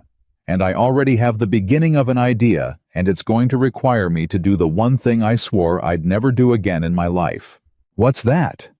Hannah McAllister looked up the mountain toward the dark ridge, and something crossed her face that Caleb couldn't read the first thing about her. He hadn't been able to read since the moment she stepped off the train. "Go back to the wire," she said. "Not Millbrooks. Somewhere higher. Somewhere the message doesn't stop at a valley Slade owns." She met his eyes. "There's one man in this territory who outranks a bought circuit judge, and I know how to reach him because I've been putting his messages on the wire for 11 years without ever once daring to send one of my own. And now I'm going to send him one of my own." She would not tell him the name that night. She was too tired, and the plan was too raw, and she'd learned long ago never to speak a plan aloud before it was ready, because a plan spoken too soon has a way of talking itself out of existence. So they ate and she slept, and in the gray before dawn, Caleb woke to find her already at the plank table with the leather folder open and the butcher paper covered in a new and denser web of names and dates and lines connecting them. And he stood in the doorway a moment, just watching her work. His wife of 5 days, bent over her papers by lamplight, more alive than any woman he'd ever seen waging a war with a pencil. "You're staring," she said without looking up. "I am. Stare later. Come look at this." She jabbed the pencil at the paper. I sat up thinking. Slade's whole scheme rests on 3 legs, same as a stool. The first leg is money. He's rich, he can outspend you and outweight you. Can't fight that. He'll always have more money. The second leg is the Judge Caro's bought, so the local court's rigged. Can't fight that either, not in Caro's own court. But the third leg, she tapped hard. The third leg is that nobody's watching. That's the whole thing, Caleb. Everything Slade's done, he's done in the dark. The loose saw guard nobody would testify to. The survey run when a crippled man couldn't stop it. The fire in the middle of the night with two men who thought no one but you would ever see. His whole power rests on nobody outside this valley ever looking too close. She looked up and her eyes were fierce. So we take away the third leg. We make somebody watch, somebody higher than Caro, somebody Slade's money can't reach and Caro's bench can't overrule. And the stool falls over. The man higher than Caro. The Federal Land Office. Hannah said it quietly like a card laid face up. The creek's an interstate water source. Caleb, it crosses a territorial line up on the high ridge before it drops into the valley, doesn't it? You told me. North of your high fence. Caleb went still. It does. Crosses into the next territory for maybe a quarter mile before it comes back down onto my land. Then it's not a valley matter. It's not even a territorial matter. Water that crosses a territorial line falls under the Federal Land Office and the U.S. Commissioner, and no circuit judge, bought or honest, has jurisdiction over federal water. Caro can't touch it. Slade's money can't reach a federal commissioner in the capital who's never heard either of their names. She sat back. For 6 years, Slade's fought you like it's a valley fight, because in a valley fight he holds every card. But it was never a valley fight. It's a federal fight. He just prayed you'd never figure that out, because the day you did all his money and his bought judge stopped being worth a plugged nickel. She smiled that hard smile. And you never would have figured it out. Not in 100 years. Because you were fighting with your fists and your spite, and this was never a thing fists could reach. It needed somebody who'd spent 11 years learning exactly which wire a message travels down to land on the right desk in the Capitol. It needed me. Caleb sat down slowly across from her. You've been my wife 5 days, he said. And you've already found the one thing that could end it. The thing I couldn't find in 6 years. I've been your wife 5 days, Hannah said. And I've been the woman who reads the wire for 11 years. Slade fought Caleb McAllister for 6 years and won. He's about to find out that when he burned that fence 3 nights ago, he wasn't fighting Caleb McAllister anymore. He was fighting Caleb McAllister and the Telegraph. She stood and gathered the papers, and her hands were steady now, all the tiredness burned off. Hitch the wagon. Not to Fulton this time. Fulton's wire runs through Slade's Valley, and I won't trust a word to it. We're going to the junction, the rail junction 2 towns over, where the federal wire runs straight to the Capitol and doesn't touch a single mile of Slade's country. She looked at him. I'm going to send a message to the U.S. Land Commissioner requesting a federal survey of an interstate water source. And I'm going to sign it. And once that message is on the federal wire, Vernon Slade cannot stop it, cannot buy it, and cannot burn it. It'll be in the Capitol by nightfall. And then Caleb. Then we wait for the one thing Slade spent 6 years making sure never happened. We wait for somebody to come and look. Pakaki. They did not make it to the junction unwatched. They were an hour down the mountain out onto the valley road, where it ran flat and open, past the edge of Slade's grazing land, when 3 riders came out of a stand of cottonwood ahead and spread across the road, and the middle one held up a hand, and Caleb reined in the wagon, and Hannah felt her heart go up into her throat and stay there. The middle rider was not one of the fire starters.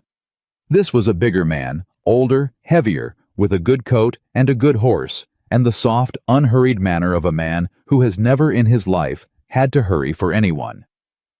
It was the first time Hannah had laid eyes on him, but she knew him before he opened his mouth. She'd known him for 6 months off the wire from the shape of the thing he'd built. Vernon Slade, she said. The big man's eyes moved to her, mild and curious, and he touched his hat brim with a courtesy that was worse than any threat. Mrs. McAllister. I don't believe we've been introduced, though. I confess I've been curious about you. The telegraph girl from Millbrook, who answered a cripple's notice. He said cripple the way another man might say, dear friend, gently, almost fondly, and it was the cruelest thing Hannah had ever heard, that gentleness. I've been hearing the most remarkable things. That you drove into Fulton yesterday and spent 3 hours in the county clerk's office. That you asked a great many questions about water filings. That you left with a folder. He smiled. You've been busy for a bride of 5 days. Caleb's hand had moved slow toward the rifle under the wagon seat, and Slade's eyes flicked to it amused. I wouldn't, Caleb, truly. There are 3 of us, and you're a poor shot on your best day, isn't that? I didn't ride out here for gunplay. I rode out to talk to your wife since she seems to be the one making the decisions now, and I'll say this for you, you married up. Considerably up. She's found more of my business in 1 day at a clerk's desk than you found in 6 years of glaring at me across the valley. He turned back to Hannah, and the amusement drained out of his face, and what was left underneath was flat and cold and patient as a snake. Which is exactly why I'm here. You're a clever woman, Mrs. McAllister. Clever enough I'd wager to have already worked out that Amos Caro's name is on my survey. Clever enough to be thinking about jurisdictions right now. Clever enough maybe to be driving toward a certain rail junction with a certain message you'd rather not send from Fulton. The road went very quiet. Hannah did not let a single thing show on her face. 11 years behind a telegraph window had made her the best card player in 3 counties, and she played the best hand of her life sitting on a wagon seat with a coal oil arsonist smiling at her. You've had someone watching us, she said flat. I have people everywhere, Mrs. McAllister. It's what money buys. Not loyalty. Loyalty's expensive and unreliable. Just eyes. Cheap, plentiful eyes. Slade shifted in his saddle. So let me save us all a great deal of unpleasantness. I know what you've figured out. I know where you're driving. And I'm going to offer you something I've never offered your husband in 6 years, because your husband is a stubborn fool, and you are not. He leaned forward. I'll buy the water rights at 10 times the land's value. 10 times. Enough that you and Caleb take that money and go anywhere in this country, and live like decent people, the rest of your lives far from this valley, far from me, and never think of Vernon Slade again. A clean, rich, quiet life. All you have to do is turn this wagon around, hand me that folder, and never send that message. He spread his hands, reasonable, generous. Or you can drive on to the junction and send it, and find out what happens to people who make me spend money and eyes and worry. I've taken a leg in this valley, Mrs. McAllister. Don't imagine I'd stop at a leg. It was, Hannah understood, a genuinely good offer. 10 times the value. A rich life somewhere clean and far. She thought of Deborah Wills and the boarding house and the safe gray years. She thought of a life with Caleb where they never had to be afraid. And she thought of the loose saw guard and the 2 men who wouldn't testify because they had children, and the boy Tommy Rourke, who'd given his lunch to hungrier children through a whole hard winter and been called soft for it. That's a great deal of money, Hannah said. It is. More money than my husband and I would ever see otherwise. Considerably more. And all we'd have to do is let you have the water. She nodded slowly, as if turning it over. The water that half the valley drinks off. The water every small farmer downstream needs to keep his land alive. Once you own it outright with no upstream owner to say no, you can damn it, sell it, price it however you please. Every farmer in this valley would drink at your say-so and pay what you named or watch his fields die. She tilted her head. That's what I'd be selling, isn't it, Mr. Slade? Not just our creek, their throats. Every family in that valley's throat in your hand forever. Slade's smile did not waver, but something behind his eyes went cold and knowing. You're going to tell me you can't do that to them, he said. You're going to give me a speech about the small farmers. How noble. No. Hannah's answer was quiet, and it landed like a slap. I'm not going to give you a speech. I spent 11 years reading other people's disasters off a wire and keeping my mouth shut, and I've got no speeches left in me. I'm just going to tell you a fact. Mr. Slade, one fact, and then you can decide what to do with it. She looked him dead in the eye. The message is already sent. The valley road went utterly silent. You're lying, Slade said. I sent it yesterday, from Fulton. She never blinked. You had eyes on me in the clerk's office. You had eyes on the folder. What you didn't have eyes on was the 10 minutes I spent in the back room of the Fulton Depot, where the through wire runs, talking to a night operator named Pell, who owes you no paper because he's federal, not county, and federal operators can't be bought by a man who doesn't hold their contract. The message to the U.S. Land Commissioner, requesting a federal survey of an interstate water source, went out yesterday afternoon over the federal wire under my own name, and it was in the Capitol by nightfall. She let it sink in. This drive today? This is theater, Mr. Slade. I'm not going to the junction to send anything. I already sent it. I'm going to the junction to meet the reply, which was waiting for me this morning when a rider brought it up from the depot, and which I have read, and which is in this folder. She patted the leather. You want to know what it says? A federal surveyor is already on the train. He'll be here inside a week. And when a federal surveyor stands on that high ridge and sees a creek crossing a territorial line, Amos Caro's signature stops mattering, and your money stops mattering, and 6 years of everything you built in the dark comes out into the daylight, where a federal commissioner can read it, same as I did. She had gambled everything on the bluff, because it was a bluff, half a bluff. She had sent the message that part was true. She'd sent it from Fulton exactly as she'd said, having realized the moment she saw the folder that she'd never make it to the junction unwatched, and having done the smart thing. The invisible woman thing, the thing Slade never saw coming, because he was watching the folder and not the woman. But there'd been no reply yet. The reply wasn't in the folder. The folder held the survey records, and nothing more. She was betting her life and Caleb's that Vernon Slade could not tell a true card from a bluffed one across a wagon's width of road. And Vernon Slade, who had bought a coroner and a judge, and half a town, who had taken a man's leg, and slept fine, after who had never in 6 years met a McAllister. He couldn't read, looked at the woman on the wagon seat with her steady hands and her steady eyes, and her flat, unhurried voice, and for the first time in 6 years, Vernon Slade could not tell. The silence stretched. A long 5 seconds. 10. You're bluffing, he said. But it came out a half-second too slow, and they both heard it, and in that half-second, Hannah McAllister knew she had won the hand. Then call it, she said softly. Ride to Fulton right now and wire the Capitol and ask whether a survey request came in from an H. McAllister yesterday afternoon. It'll take you 2 hours to get your answer, and by then I'll have driven to the junction and back and told 40 people what I told you, and it won't matter what the wire says because the whole valley will know the federal government is coming to look at Vernon Slade's water. The looking is the thing, Mr. Slade. You said it yourself 6 years ago. When you took my husband's leg in the dark was always the point. Well, she gathered the reins. The dark's over. Now move your men out of the road or drive over them.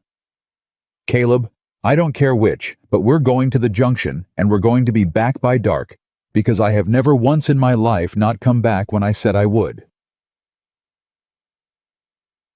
For a long, long moment, nobody moved. Then Vernon Slade, rich, patient, cruel.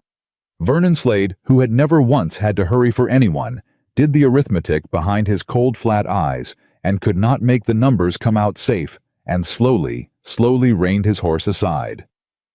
Let them pass, he said to his men, and as the wagon rolled through the gap, Slade leaned in one last time and dropped his voice so only Hannah could hear it, and the mildness was gone entirely, now stripped down to the thing underneath. Whether you're bluffing or not, he murmured, you've made yourself a promise you can't keep, Mrs. McAllister. A federal surveyor a week out is a week of nights, and I own the nights in this valley. Ask your husband about his leg. Ask him what a week of Vernon Slade's nights can do. He straightened and touched his hat, gentle and courteous and terrible. Get home before dark, truly. I'd hate for anything to happen on the road. Then he was gone, riding easy back toward his cottonwoods, and Caleb shook the reins, and the wagon rolled on toward the junction, and neither of them said a word for a full mile. Finally, Caleb spoke low, not looking at her, his voice rough with something that was half awe and half terror. Was any of it true? The reply. The surveyor on the train. The message is true. I sent it yesterday from the federal wire exactly as I said. That part's iron. Hannah's hands were shaking now badly now that Slade was out of sight and it was safe to shake. The reply there is no reply yet. I bluffed the reply. There's nothing in this folder but the clerk's records. She pressed the trembling hands flat against her knees. But it doesn't matter now, Caleb, don't you see? It doesn't matter whether the replies come, because I told him it had, and I told him I'd tell the whole valley, and now the only way for him to prove me a liar is to admit out loud that he's terrified of a failure, which tells everyone he's got something to hide. I've trapped him in his own dark. Either the surveyor's coming in, which case he's finished, or I lied about the surveyor, in which case he still has to explain to the whole valley why a lie about a federal survey put the fear of God in Vernon Slade. She let out a breath that shook. I made his secrecy into the weapon. His whole power was that nobody looked, so I made looking inevitable whether anyone actually looks or not.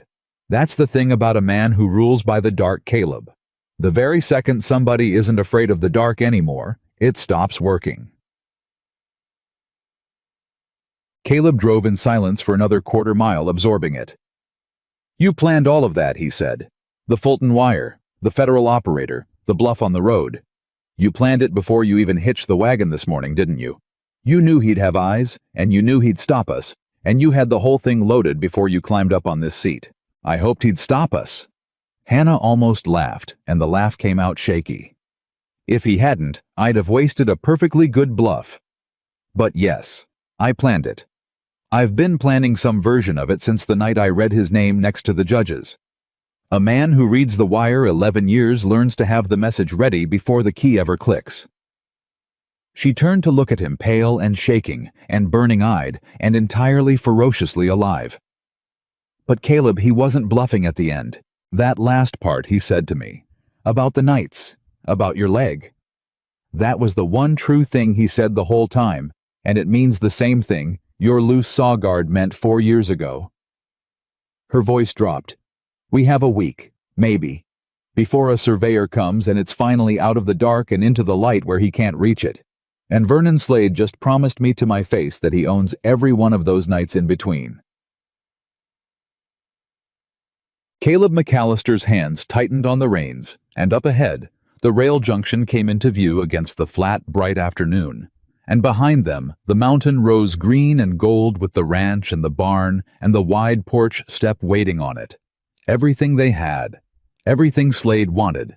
Everything that would have to be defended through a week of Vernon Slade's nights. Then we don't waste the week, Caleb said, and his voice had gone flat and hard, and certain the voice of a man who had built a life out of spite on one leg and was not about to lose it now.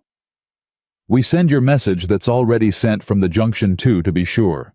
And then we go home. And we get ready. Because I've survived one of that man's nights before Hannah. I've got the hickory leg to prove it. He looked at her, and there was something in his weathered face she'd never seen there. Not spite, not stubbornness, but a fierce and settled joy, terrible and bright. But he made a mistake, same as he did the night of the fire. 4 years ago, he came at one man in the dark. This week he's coming at 2, and this time we'll be the ones who see him coming.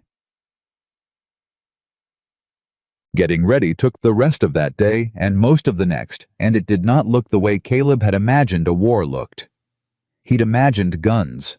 He'd cleaned the rifle and the old shotgun and laid out shells on the plank table, because a man defends his land with what he has, and what Caleb had was a strong right arm and a poor aim, and a mountain he knew better than any man alive.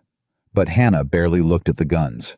Put those away where they're handy, but not where a window shows them, she said, bent over the butcher paper again. We may need them, and I pray we don't, because the second a gun goes off, Caleb Slade wins. Wins how man's trying to burn us out. Because the moment there's a shooting, it stops being a story about a rich man persecuting a crippled neighbor and his bride, and starts being a story about a range feud with dead men on both sides. And a range feud Amos Caro can hear. A range feud's a local matter for a local judge, and the local judge is bought. She looked up. Slade would love it if you shot one of his men. He'd love it more than winning outright, because a dead Slade rider gives Caro the excuse to hang you legal, and then he takes the water off your widow for pennies. Don't you see, he's not just trying to burn the ranch.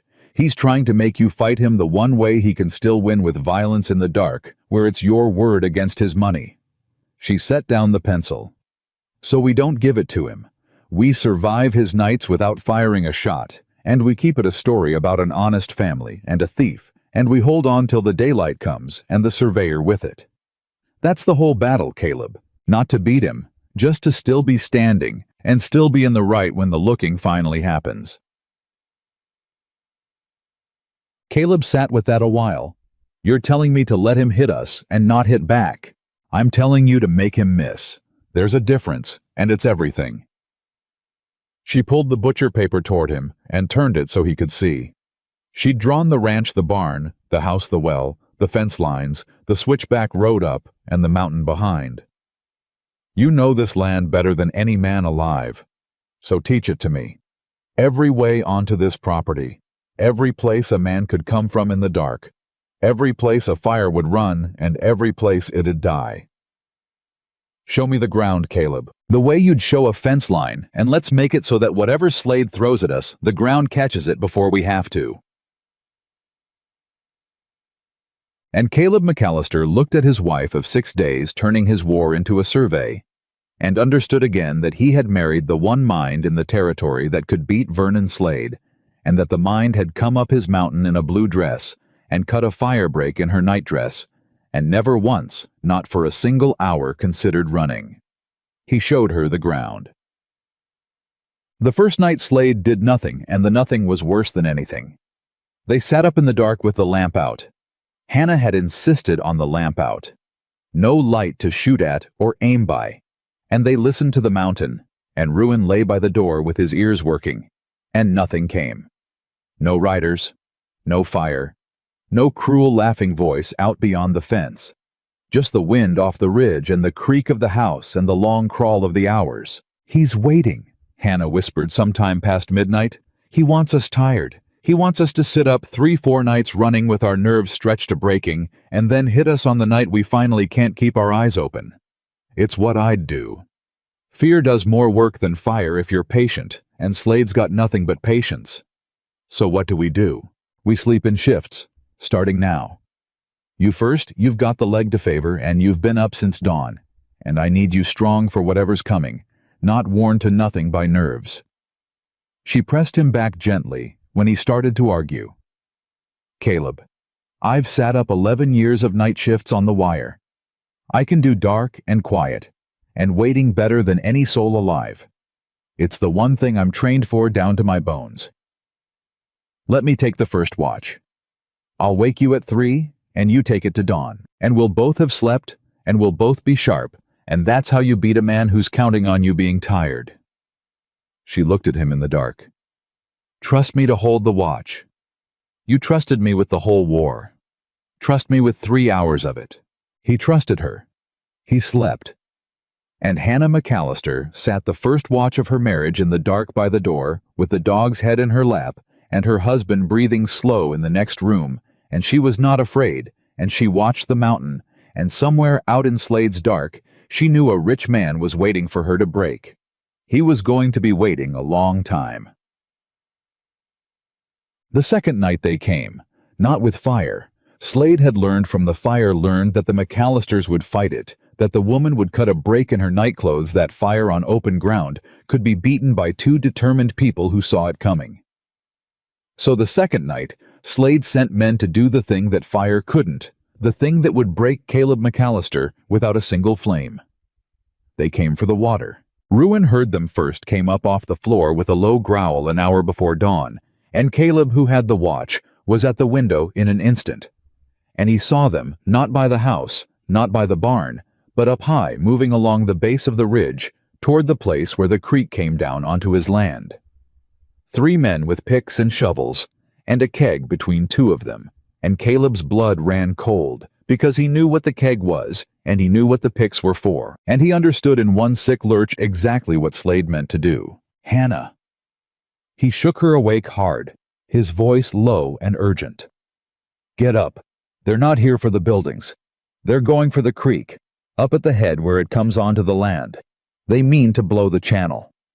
She was awake, and on her feet in a heartbeat. Blow it how? Blow it to do what? Divert it. Caleb was already pulling his boots boot the one, and strapping the hickory on with hands that shook only a little. There's a low saddle in the rock up there west of where the creek crosses. Always has been. If a man set a charge right and broke the east bank, the whole creek'd spill west through that saddle and drop off the far side of the ridge into the next drainage away from my land, away from the whole valley. Gone. His face was gray in the dark.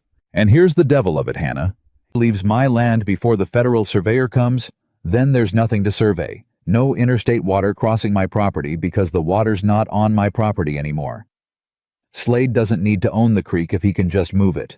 Make it so the thing you called the feds about doesn't exist by the time they get here. Hannah went white. He's not trying to take the water, she breathed. He's trying to make it disappear before it can be looked at. My whole plan, the federal survey, the interstate crossing, all of it, it all rests on that creek being where it is. If he moves it, I've got nothing. I called the government out to survey a creek that won't be there. That's the size of it. Then we have to stop them. She was already reaching for her shoes. Right now, tonight, before they set that charge. Caleb, I know. He caught her arm. Listen to me. Listen.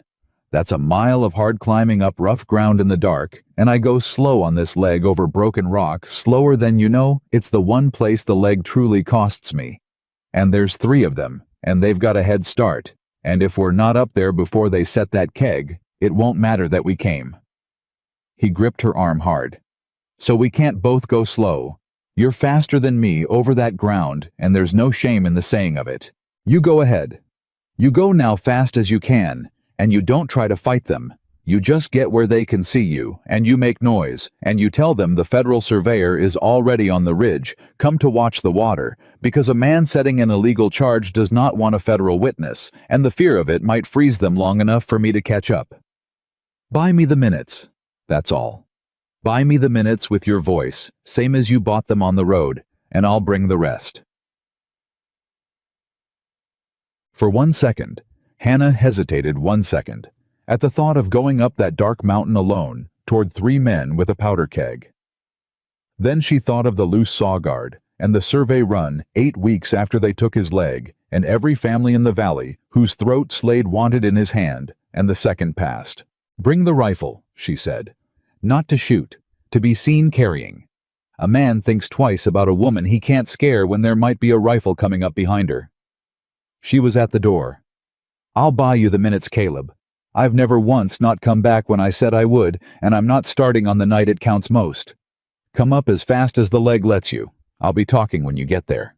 And she was gone into the dark, running up the mountain. Her husband had taught her, like a fence line, toward 3 men and a keg of powder, with nothing in her hands, and 11 years of learned steadiness in her voice. She heard them before she saw them. The chink of a pick on rock, low voices, the scrape of the keg being set. And she stopped still hidden in the dark below them, and she made herself breathe slow, and she thought not fear. They win with fear. Give them mine and I've lost, so give them something else. She stepped out where the starlight would show her, and she pitched her voice to carry flat and clear and utterly unhurried the voice she'd used to send 1,000 men's fates down the wire without once letting the wire hear her tremble. I wouldn't set that charge, boys. 3 heads snapped up. A pick clattered. One of the men she recognized the cruel voice from the fire swore and reached for something at his belt. That's far enough, missus. You come up here alone in the dark, you're a bigger fool than the federal surveyors on the ridge. She said it into the middle of his sentence, calm as a stone, and it stopped him cold. Came in on the evening train, rode up the back of the mountain this afternoon while you were all watching the front. He's camped on the high rock right now, not 400 yards from where you're standing, and he's got a glass, and he's watching the water. Because that's what a federal surveyor does. He watches the water. That's his whole job. She let it land. So you go on and set your charge. Blow the creek out of its bed with a federal witness watching you do it through a spyglass. And when they hang the 3 of you for destroying an interstate water source under federal protection, not Slade, not Caro, the 3 of you, because Slade's name's not on that keg. Yours are the only faces up here tonight. You make sure to tell the federal marshal that Vernon Slade sent you. See how much good his money does you at a federal gallows. It was a bluff. There was no surveyor on the ridge. There was only a one-legged man climbing hard through the dark somewhere below her, and a rifle he'd carry, but never fire. But it was the exact right bluff, because it did not ask these three men to be brave or loyal or anything but afraid. And fear was the one thing Slade had trained them to feel, and now she turned it and pointed it back up the hill at the man who'd planted it in them. "He's lying," one of them said. "There ain't nobody up there. She come up alone." "Then walk up and look." Hannah didn't move. 400 yards. "Go on. Walk up onto that high rock and see if there's a federal camp on it. And while you're gone, your two friends can set the charge. And if I'm right, the man up there gets a real good look at exactly which two of you did it. Somebody's face is going to be the one the surveyor remembers. Which of you wants it to be his?" The three men looked at each other, and that was the crack she needed, that half-second of three men, each not wanting to be the face that hanged, and into that crack at the worst possible moment for Vernon. Slade came the sound of a man climbing up out of the dark below, slow and heavy and deliberate, the drag and plant of a hickory leg on broken rock, and the metallic sound unmistakable in the still night of a rifle lever working a shell into the chamber. "Ms. McAllister giving you gentlemen the news." Caleb's voice came up out of the black, rough and calm and terrible. "'Cause she's got it right. There's a federal man on the ridge, and there's me down here, and there's a rifle, and there's exactly one way this ends with all three of you riding home breathing. You want to hear it, or you want to find out the other way?" He came up level with Hannah out of the dark and stood beside her, a one-legged rancher and a telegraph girl, a rifle held plain across his chest, the pair of them facing down three armed men and a keg of powder in the hour before dawn, and Vernon Slade's three hired hands who had come up that mountain, certain of the dark and certain of the fear, found the dark full of federal witnesses, and the fear pointing the wrong way, and did the arithmetic same as Slade had done it on the road, and could not make it come out safe. "Leave the keg," Caleb said. "Leave the picks. Get on your horses and ride down and tell Vernon Slade that his water's still where God put it, and there's a federal surveyor watching it, and the next man he sends up here is going to hang for a thief and a saboteur, while Slade sits home clean, same as he did when he took my leg. Tell him the dark's not his anymore." He tipped the rifle barrel just slightly toward the switchback. "Go on, ride." They rode. They left the keg and the picks and the shovels, and they went down the mountain in the dark, and the drum of their hooves faded, and Caleb McAllister and his wife stood alone on the high ground beside a powder keg that had almost erased everything, and for a moment neither could speak. Then Hannah's knees gave just slightly, and Caleb caught her one arm hard around her, the rifle in his other hand, and she pressed her face against his shoulder and shook. "There's no surveyor on the ridge," she whispered. "Caleb, there's nobody up there. I made it up. I made all of it up again, and they believed it again. I know." "What if they'd walked up to look?" "They didn't." He held her. "They didn't, because you gave them a reason to be more scared of walking up than of riding off. And that's the whole trick of it. And you did it twice now, once on the road, and once on this mountain with nothing in your hands but your own steady voice." He pulled back just enough to look at her in the starlight, and his weathered face was full of something too big to name. 4 years I fought that man with my fists and lost every round. You've beaten him twice in a week with words you made up on the spot. I keep thinking I've taken the measure of you, Hannah, and every day you turn out to be bigger than I figured." She laughed, shaky and wet against his shoulder. "It's not bigger. It's just the one thing I know. I read men. I've read frightened men my whole life off the wire. The ones wiring for money, they'll never repay the ones running from something. I know what a frightened man will believe, because a frightened man will believe anything that gives him a way out. Slade trained those three to be frightened, and I just handed them the exit." She wiped her face. "But Caleb, it won't hold. That's twice I've bluffed a surveyor onto that ridge, and there's no surveyor, and Slade's going to work that out. He's going to send those three back down, and he's going to ask them real careful. Did you see the federal man? And they're going to have to say no. We didn't see him. We just heard the missus say he was there. And Slade's no fool. He'll know I've been bluffing. And then And then the real one had better show up, Caleb said grimly, before Slade calls the bluff for good. The real one did not show up the next day, nor the day after, and Vernon Slade, exactly as Hannah had feared, worked it out. They knew he'd worked it out because on the fourth day in broad daylight, no dark now, no keg, no hired men, Vernon Slade himself rode up the switchback alone, easy in his good coat, on his good horse, and reined in at the edge of the yard where Caleb stood with the rifle, and Hannah stood beside him, and Ruin stood between them with every hair on his back standing up. Mrs. McAllister. Slade touched his hat, mild as ever, but there was a new thing under the mildness, now a satisfaction, the look of a man who's finally read a card that's been face down too long. I'll come straight to it since we're all busy people. There's no federal surveyor on that ridge. There never was. My men were up and down that high rock this morning, and there's not a boot print on it that isn't theirs. You've been bluffing me, ma'am. Twice. A very good bluff. I'll pay you the compliment. It froze better men than these, but a bluff and bluffs run out. He folded his hands on the saddle horn. I sent to the Capitol myself. Wired the land office direct. And do you know what they told me? Hannah's face did not move, but Caleb close beside her felt her go very still, and he understood that this was the moment the whole week had been racing toward, and that his wife did not know what came next any better than he did. They told me, Slade went on gently savoring it, that a request did come in, from an H. McAllister, 6 days ago. His smile widened. And they told me it's been logged and filed and placed in the queue. The queue, Mrs. McAllister. Do you know how long the queue is at the Federal Land Office? A survey request for a minor interstate water source in a territory nobody in the Capitol's ever heard of. He let it hang. Months. It could be months. It could be next spring before a federal surveyor ever climbs that ridge, if he ever does at all.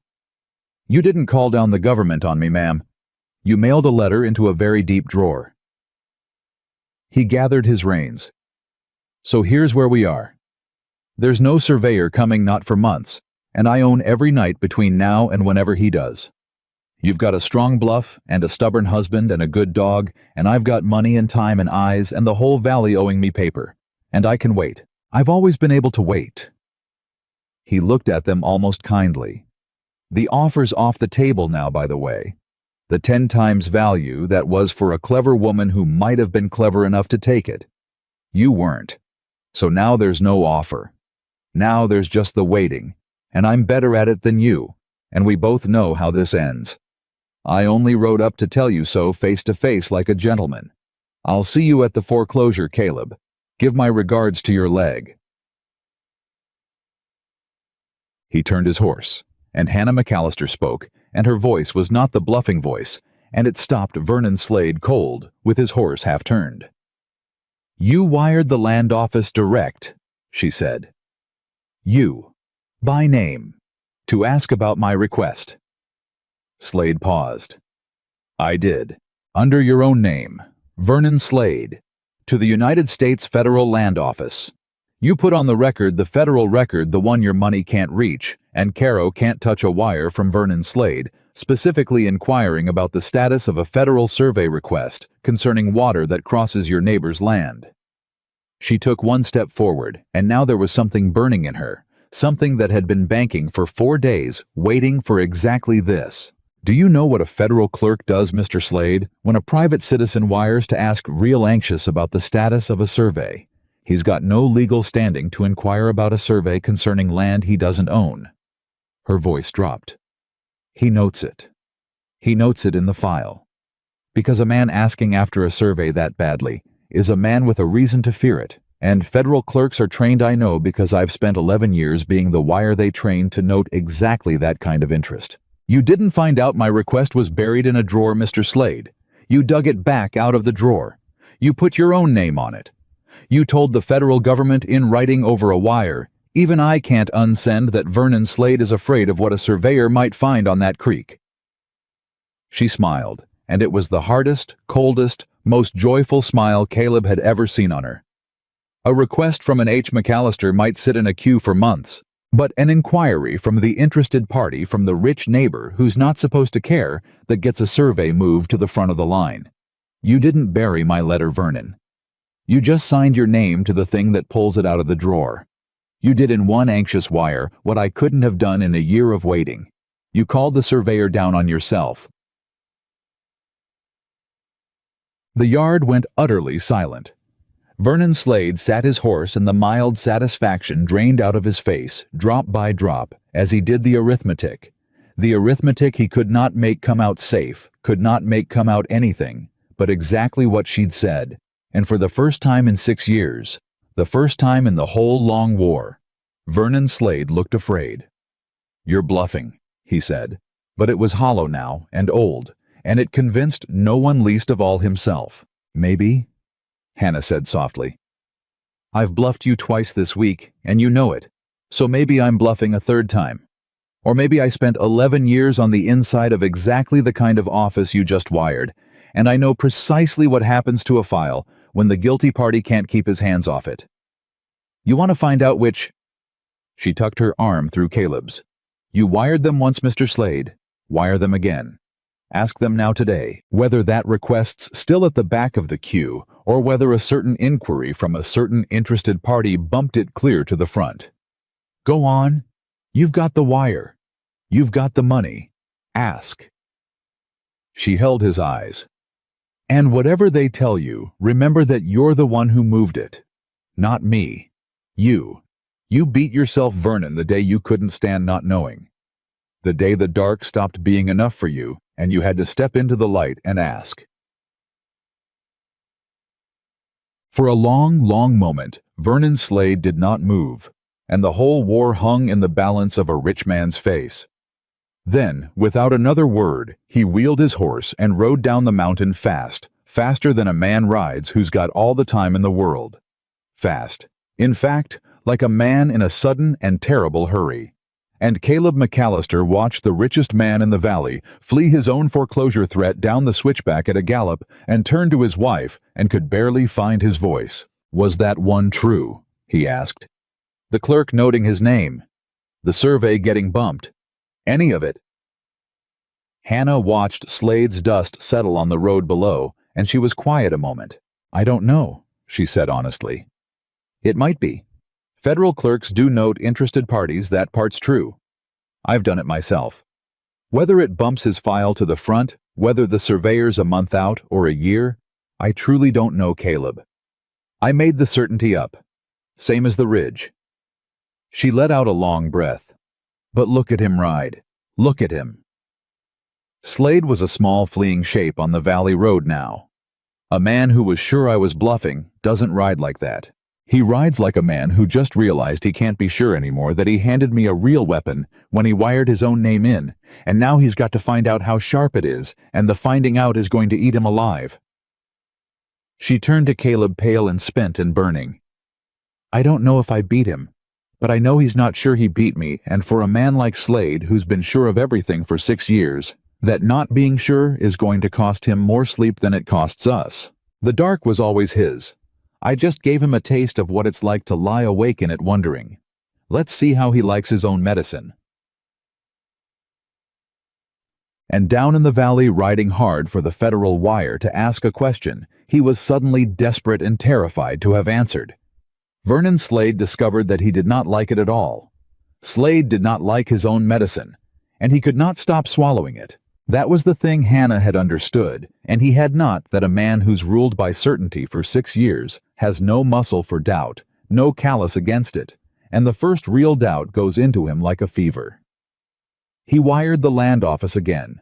Of course he did. He couldn't not. And the answer he got back was the worst possible kind, because it was no answer at all. The clerk confirmed only that the McAllister request was logged, that an inquiry from a V. Slade had been received and noted in the file, and that the matter was under review. Under review. 2 words, and Vernon Slade read them the way Hannah had taught him to read them, and he could not sleep. Because under review might mean buried, or it might mean his own anxious wire had done exactly what she'd said. Flagged the file. Moved it. Put his name on the record as the frightened guilty party. He didn't know. And not knowing for Vernon Slade was a thing he'd spent his whole life buying his way out of. And here at last was a thing his money couldn't buy him out of, because the not knowing lived in a federal drawer 800 miles away, where his money had no reach. He'll do something rash now, Hannah told Caleb the morning after Slade's second wire. She knew about the second wire, the way she knew most things, the fulperator, the free one Pell had sent word up the mountain with Tommy Rourke. A patient man who loses his patience is more dangerous than he's ever been and less careful. Watch for it. He's going to try one more thing, and it's going to be his worst thing, because he's not thinking clear anymore. I made him afraid, and afraid was never his weather. He doesn't know how to fight in it. She was right. She was nearly always right, and it had stopped surprising Caleb and started to feel like weather itself a thing you simply lived inside. Slade's worst thing came 6 days later, and it came wearing the law. Amos Caro's court convened in Fulton on the second Tuesday of the month, the way it had for 11 years, in the long room above the feed store. And on this particular Tuesday, the docket held a single item that had appeared on it with suspicious speed. In the matter of the water rights appurtenant to the McAllister parcel upstream boundary, on petition of V. Slade. Slade had reached for the law exactly as the parson Ambrose had warned he would when the crude tools failed. He had gone to his bought judge in his bought court to have Caleb's water rights voided on a technicality of filing a claim that McAllister's original deed had never properly recorded the upstream water appurtenance, and that absent that recording the rights, reverted to the valley's principal downstream holder. Vernon Slade. It was clever. It was, Hannah admitted when she read the filing. Pell smuggled up to them, genuinely clever, the last clever thing of a frightened man reaching past all the schemes that had failed to the one weapon he still fully owned. Because Caro would rule for him. Caro would rule for him inside of 10 minutes, and once Caro ruled, the water was Slade's by law, and then it didn't matter what a federal surveyor found next spring, because the local ruling would already stand, and the water would already be diverted, and the whole thing would be years, in the untangling years the McAllisters didn't have. He's going to win it in Caro's court, Caleb said flatly, reading over her shoulder. You said yourself we could never beat him there. The bench was bought before I threw the first punch. I did say that. Hannah was very still, reading the filing a third time. And it's true. We can't beat him in Caro's court. She looked up. So we're not going to be in Caro's court. Hannah, there's a summons. We're ordered to appear Tuesday. If we don't show, he wins by default, and if we do show, he wins by Caro. There's no... We're going to appear. She set the paper down. We're going to appear, and we're going to lose, and it's going to be the best thing that ever happened to us. She turned to him, and there was that burning again, the thing that came into her when she saw the whole board while everyone else saw pieces. Caleb, listen to me. Slade's made one last mistake, and it's the biggest one yet, and he can't even see it, because he's too afraid to see straight anymore. He's put it in a courtroom, with a docket, with a record, with witnesses and testimony taken down by a clerk. She leaned in. For 6 years the whole strength of Vernon Slade was the dark. No record, no witnesses. A loose saw guard nobody would swear to. A survey in the shadows. A fire at midnight. Everything he ever did to you he did, where there was no paper. And now that he's frightened, now that he's lost his patience, he's going to stand up in a lit room in front of a clerk and a docket and put it on the record. He's going to make Amos Caro rule out loud in writing in a matter where the judge's own signature is already on Slade's illegal survey. Her voice dropped to almost nothing. He's about to create the one thing a federal review needs and never had. Proof. A written record of a bought judge ruling for the man who bought him. And he's going to hand it to us in open court and call it winning. Caleb stared at her. You want him to win in Caro's court. I want him to win loud, on paper, with Caro's name on the ruling and Slade's name on the petition, and the whole crooked machine running in daylight where it's finally written down. She gathered the filing.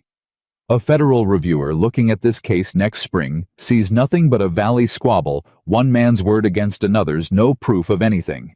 But a federal reviewer looking at a court record where Judge Amos Caro, whose signature is already on Slade's 4-year-old illegal survey, which I have in that leather folder certified copy, where that same judge rules to strip a crippled veteran's water rights on a filing technicality and hand them to the very man whose survey he witnessed. She smiled that cold, burning smile. That's not a squabble anymore, Caleb. That's a pattern. That's a corrupt bench documented on the federal record with the judge's own signature tying the two halves together. Slade's about to build the case against himself in open court and stamp it with a judge's seal and think he's foreclosing on us. Caleb sat down slowly. And if the federal review never comes, if the surveyor's a year out or never comes at all, and Caro's ruling just stands, and Slade takes the water, and we lose the ranch waiting on a government that might never look? It was the real question, the one under all the others.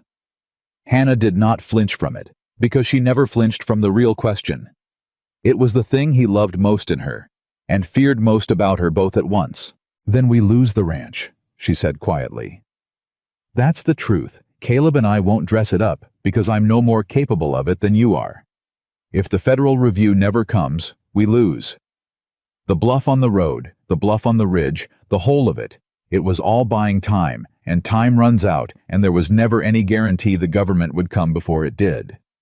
She reached across and took his rough hand in both of hers. I married a man who led with his ugliest truth, so I'll lead with mine. I don't know that we win this. I've made it more likely than it was. I've turned every one of Slade's strengths into a weakness one at a time, and I've made a frightened man do half our work for us. But I can't promise you the ending. Nobody could. All I can promise is that if we go down, we go down, having forced it into the light, having made the record, having made it so that even if Vernon Slade takes this water, he can never again take anything in the dark, because the dark's been broken open and it can't be closed. Her hands tightened on his. That's the fight I brought up this mountain. Not a guaranteed win. An honest fight fought in the open with everything face up. It's the only kind either of us knows how to fight. And I'd rather lose it with you than win any other kind with anyone else. Caleb McAllister looked at his wife 3 weeks married now, the telegraph girl who'd cut a fire break in her nightdress and bluffed a powder keg off his mountain, and turned a rich man's certainty into a fever. And he understood that she'd just told him they might lose everything, and that it was the most honest thing anyone had ever said to him, and that he had never loved another living soul the way he loved her in that moment. Then we go to court Tuesday, he said, and we lose loud. We lose loud. She almost smiled. And Caleb, one more thing. When we go, I want the whole valley there. Every small farmer downstream. Every family that drinks off that creek. I want the room packed. Because Slade's counting on an empty courtroom the way he's always counted on empty dark. And a bought judge rules a lot bolder in an empty room than a full one. She stood. Tommy Rourke's going to ride the valley for me. That boy gave his lunch to hungry children all winter. Let's see what he can do with a real errand. By Tuesday, I want every soul in that valley to know that Vernon Slade is trying to take their water, and that they can come watch him do it. Let Caro rule for Slade in front of every family he's about to make drink at Slade's price. Let him do it to their faces. Yakutang. Tommy Rourke rode the valley for 3 days. He was 14 and freckled and honest to a fault, and it turned out that honesty in a valley that had lived 6 years under a rich man's shadow was a thing people had been starving for without knowing it. The boy told it plain the way Caleb had taught him and the way his own mother had raised him. Slade's going for the McAllister water, and if he gets it, he gets all of it, every creek and ditch and stock pond in the valley, at whatever price he cares to name. And you can come to Fulton Tuesday and watch, or you can stay home and find out the price later. They came. By Tuesday morning, the long room above the feed store was full, and then it was past full, and then men were standing in the stairwell and out in the street. Below the windows, small farmers in their Sunday coats, their wives beside them, the 2 mill hands who 4 years ago hadn't dared testify about a saw guard, now standing white-faced against the back wall, and Deborah Wills, who had ridden 90 miles from Millbrook the moment Hannah's letter reached her, standing in the front with her chin up like she was daring the whole room to try her. Vernon Slade had not expected a crowd. You could see it when he came in, that half-second falter, the same falter Hannah had put on his face on the road, the arithmetic starting up behind his eyes and not coming out right. He'd dressed for a quiet foreclosure. He'd walked into a packed room full of the faces he was about to make pay for their own water, and every one of those faces was turned to him. One of them was laughing. Nobody was laughing at the McAllisters anymore. That was the thing. 3 weeks ago, the whole county had slapped its knees over a one-legged man's notice. Now the one-legged man stood at the front of a packed courtroom with his wife beside him and the whole valley at his back, and Vernon Slade stood alone in his good coat, and the room understood the way a room understands things all at once exactly who the fool had been. Amos Caro took the bench. He was a dry, careful man, Caro gray and precise, and Hannah watched him take in the crowd the same way Slade had, and she watched him not like it, and she thought, good. A bought judge hates a full room. Let him hate it. "This is a civil matter," Caro said, and his voice was thinner than he meant it to be. "Not a spectacle. I'll have order, or I'll clear the room." "You'll not clear this room, Your Honor." It was Hannah who spoke before Caleb could, before Slade's lawyer could, Hannah stepping forward calm and clear in the blue dress. "These are the water users of this valley. Every soul in this room drinks off the creek that's the subject of your docket. They have a right to hear what's decided about the water in their own throats. You clear them, and you'll be ruling on their water behind a locked door. And I don't believe you want that on the record. Not today. Not with this many watching." "Rashad Dishaki Beshishin." On the record. She'd said it twice now, gentle, almost kind, and she watched Amos Caro hear it both times, and she watched him understand that she knew that this small, clear woman in the blue dress knew about his signature on the survey, knew what a record meant, knew exactly what she was building, and why she wanted it built in front of witnesses. Caro did not clear the room. Slade's lawyer laid out the petition. It was clean, technical, bloodless. The original McAllister deed had failed to properly record the upstream water appurtenance. Absent recordation, the rights were imperfect. Imperfect upstream rights reverted to the principal downstream holder. The principal downstream holder was Vernon Slade. The court was asked to void McAllister's water claim and confirm it in Slade. 10 minutes of dry law, and at the end of it, the water that fed the whole valley would belong to one man. And Amos Caro, exactly as Hannah had promised Caleb, he would prepared to rule for it. She saw him gathering to do it, saw the words assembling behind his gray, careful face, saw the whole bought machine grinding toward its foregone conclusion. Then Hannah McAllister asked to be heard, and Caro in a full room with the valley, watching, unable to refuse a wife the right to speak for her husband's land, without it looking exactly like what it was. Let her speak. "I'll be brief, Your Honor." She did not raise her voice. She never needed to. 11 years on the wire had taught her that the quietest voice in a room is the one everyone strains to hear. Mr. Slade's petition rests on a filing technicality, a defect in how my husband's deed recorded the water. And I'll grant it, Your Honor. I'll grant the whole of it. The recordation may well be imperfect. My husband bought that land at 22 with more grit than lawyering, and I don't doubt the paperwork's got holes. She let that land let Slade's lawyer relax, let Slade himself lean back, thinking she'd conceded. But I'd ask the court one question before it rules, and I'd ask it be entered in the record, since we're all so concerned with what's properly recorded today. She turned not to Caro, but to the room. The creek in question crosses a territorial line up on the high ridge north of my husband's fence before it drops back onto his land. That makes it an interstate water source. And an interstate water source, Your Honor, isn't a valley matter, and it isn't a territorial matter. It's a federal matter, under the jurisdiction of the United States Land Office, which has no bearing on this court's authority over the land, but which means this court has no authority whatsoever over the water. She turned back to Caro, and now her voice was very soft and very clear, and it carried to every corner of that packed and silent room. "You can rule on my husband's deed all day, Your Honor. But the moment you rule on the water, the moment you void a federal water right in a territorial court that has no jurisdiction over it, you're not making a decision. You're committing an act that a federal reviewer will one day read as a territorial judge knowingly exceeding his authority to benefit a private party. A breath. A private party, I'd note for the record, on whose survey of this very creek Your Honor's own signature appears as witness 4 years ago. Certified copy in my folder should the clerk wish to enter it. The room did not breathe. Amos Caro's gray, careful face went the color of old paper. Because she'd done it. In 3 sentences in a full room in front of the whole valley, and the clerk's pen, she'd laid it out, not accused him. Never accused him. Just noted for the record, the survey, the signature, the jurisdiction, the trap. She'd told him in language only he and Slade, and she fully understood that if he ruled for Slade today, he would be putting his own name a second time on the same crooked scheme in writing in a court record, in a matter he had no jurisdiction to touch in front of 100 witnesses, and that somewhere in a federal drawer, a survey request bearing Vernon Slade's own anxious inquiry was already maybe under review. She'd given Amos Caro a choice. Rule for Slade and hang himself on the federal record. Or, Caro was a bought man. But he was not a stupid one, and a bought man's first loyalty, always in the end, is to himself. The court finds, Amos Caro said slowly, and his voice had gone flat and careful and very, very quiet, that the water rights at issue being appurtenant to an interstate source fall outside the jurisdiction of this court.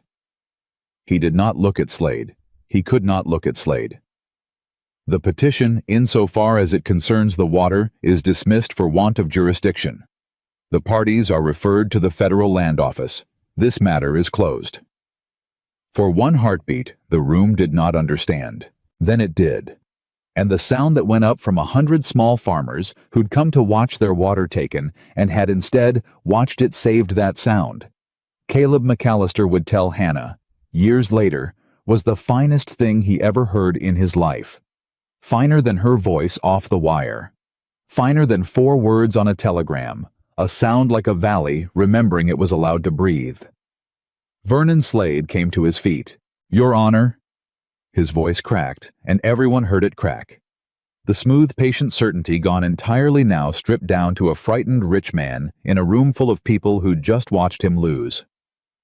Your Honor, you can't the deed, the recordation defect we've established. I've ruled Mr. Slade. Caro gathered his papers and would not meet the man's eyes, because Caro had just chosen himself over Slade the way bought men always do in the end, and both of them knew it, and it was the loneliest kind of betrayal, the kind with no witnesses that mattered, and no recourse at all. Take it to the federal office if you've the standing, though I'd think carefully were I you about inviting federal eyes onto that creek. A pause dry as dust. Some men are better served by the matter simply ending. Courts adjourned, and Vernon Slade, who had bought a coroner and a judge and half a valley, who had taken a man's leg in the dark and slept fine, who had ruled 6 years by the simple law that nobody would ever look too close. Vernon Slade stood alone in a room that had finally looked and found that his money had bought him a judge who would abandon him the instant the looking started, and that he had in the end, exactly as Hannah had promised, beaten himself. He never took the water. He never took the ranch. The federal surveyor came the following spring, whether bumped forward by Slade's own anxious wire or simply arrived in its slow season.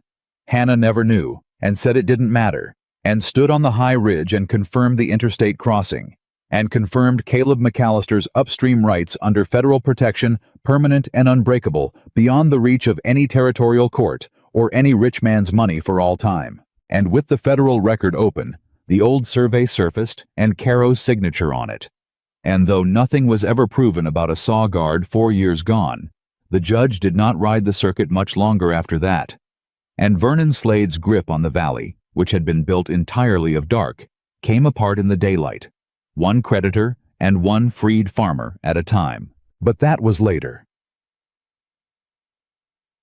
The morning after the courtroom, Caleb McAllister woke before dawn out of old habit and reached for the rifle that had leaned by the bed for 3 weeks, and then remembered he didn't need it. and lay still a moment in the gray light, listening to his wife breathe beside him, and understood that the war was over, and he had lived through it, and he was not alone. He got up quiet and made the coffee and carried 2 cups out to the wide porch step he had built with his own 2 hands and 1 good leg. The step he'd sat on the one side of for 3 years, telling himself he was a fool. Hannah came out a few minutes later, wrapped in a shawl against the mountain cool, and sat down beside him on the side that had been empty. Ruin climbed up and lay across both their feet. And the sun came up over the ridge the way it had come up 10,000 times. Before Caleb ever built the step, it had come up 10,000 times after, and for the first time in his life, Caleb McAllister watched it come up next to someone. "You know what he never understood," Hannah said after a while, her hands around the warm cup. "Slade, 6 years and he never understood the one thing." "What's that?" "That the dark only has power over people who've got something to hide in it." She leaned into his shoulder. "You never had anything to hide. That's why he could never truly beat you even before I came, even when you were losing every round. He kept trying to drag you into the dark, and you kept standing in the light saying, 'Here I am, 1 leg, 300 acres. I do not pretend to be what I am not.' You'd already done the thing he was threatening to do to you.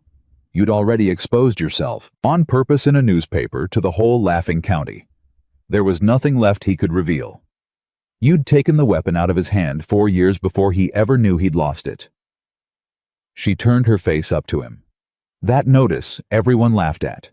That was the bravest thing I ever heard of a man doing. You stood in the light before you had any reason to believe the light would be kind, and I read it 90 miles away, and I thought there's a man who can't be blackmailed because he's already told the truth. There's the only safe man in the world, the honest one." Caleb was quiet a long moment, watching the light come up the mountain. "I put the leg first because I thought no one would answer," he said. "I truly did. I thought I'd tell the ugliest truth I had and prove to myself one last time that honesty gets a man nothing, and then I'd stop hoping and I'd be able to bear the rest of my life alone." He turned to her, and instead, one person in the whole county answered, and it was the one person who'd spent 11 years learning to tell truth from lies. "And she came up my mountain and cut a firebreak in her nightdress and beat a rich man with words she made up on a wagon seat and never once, not for 1 hour, considered running." His voice went rough. "I led with the worst thing about myself to keep from hoping, and it turned out to be the thing that built my whole life." Hannah set down her cup and took his rough, weathered hand in both of hers and held it the way she'd held it across the plank table that first night with the butcher paper. "Then we understand each other," she said. "Same as we did in one line of newsprint. Same as we always will." She looked at him steady, the telegraph girl who read the truth under everything. "A man who leads with his truth has already lost the only thing that could ever be taken from him. He's got nothing left to hide, and nothing left to fear, and nothing left to do but build." And Caleb McAllister sat on the wide porch step he had built for a hope he'd told himself was dead in the risen sun, next to the woman who had answered, when the whole world laughed with the valley, safe below them, and the water running free off the ridge, and the ruined old dog warm across both their feet. And he knew all the way down to the hickory foot he stood on that his notice had told the truth twice over. He had 1 leg. He had 300 acres, and he did not pretend to be what he was not. And it was that last thing, that one true thing, the thing the whole county had laughed at, that had brought him everything he would ever need, and would go on bringing it quiet and steady and unbreakable every single day for the rest of his long and honest life.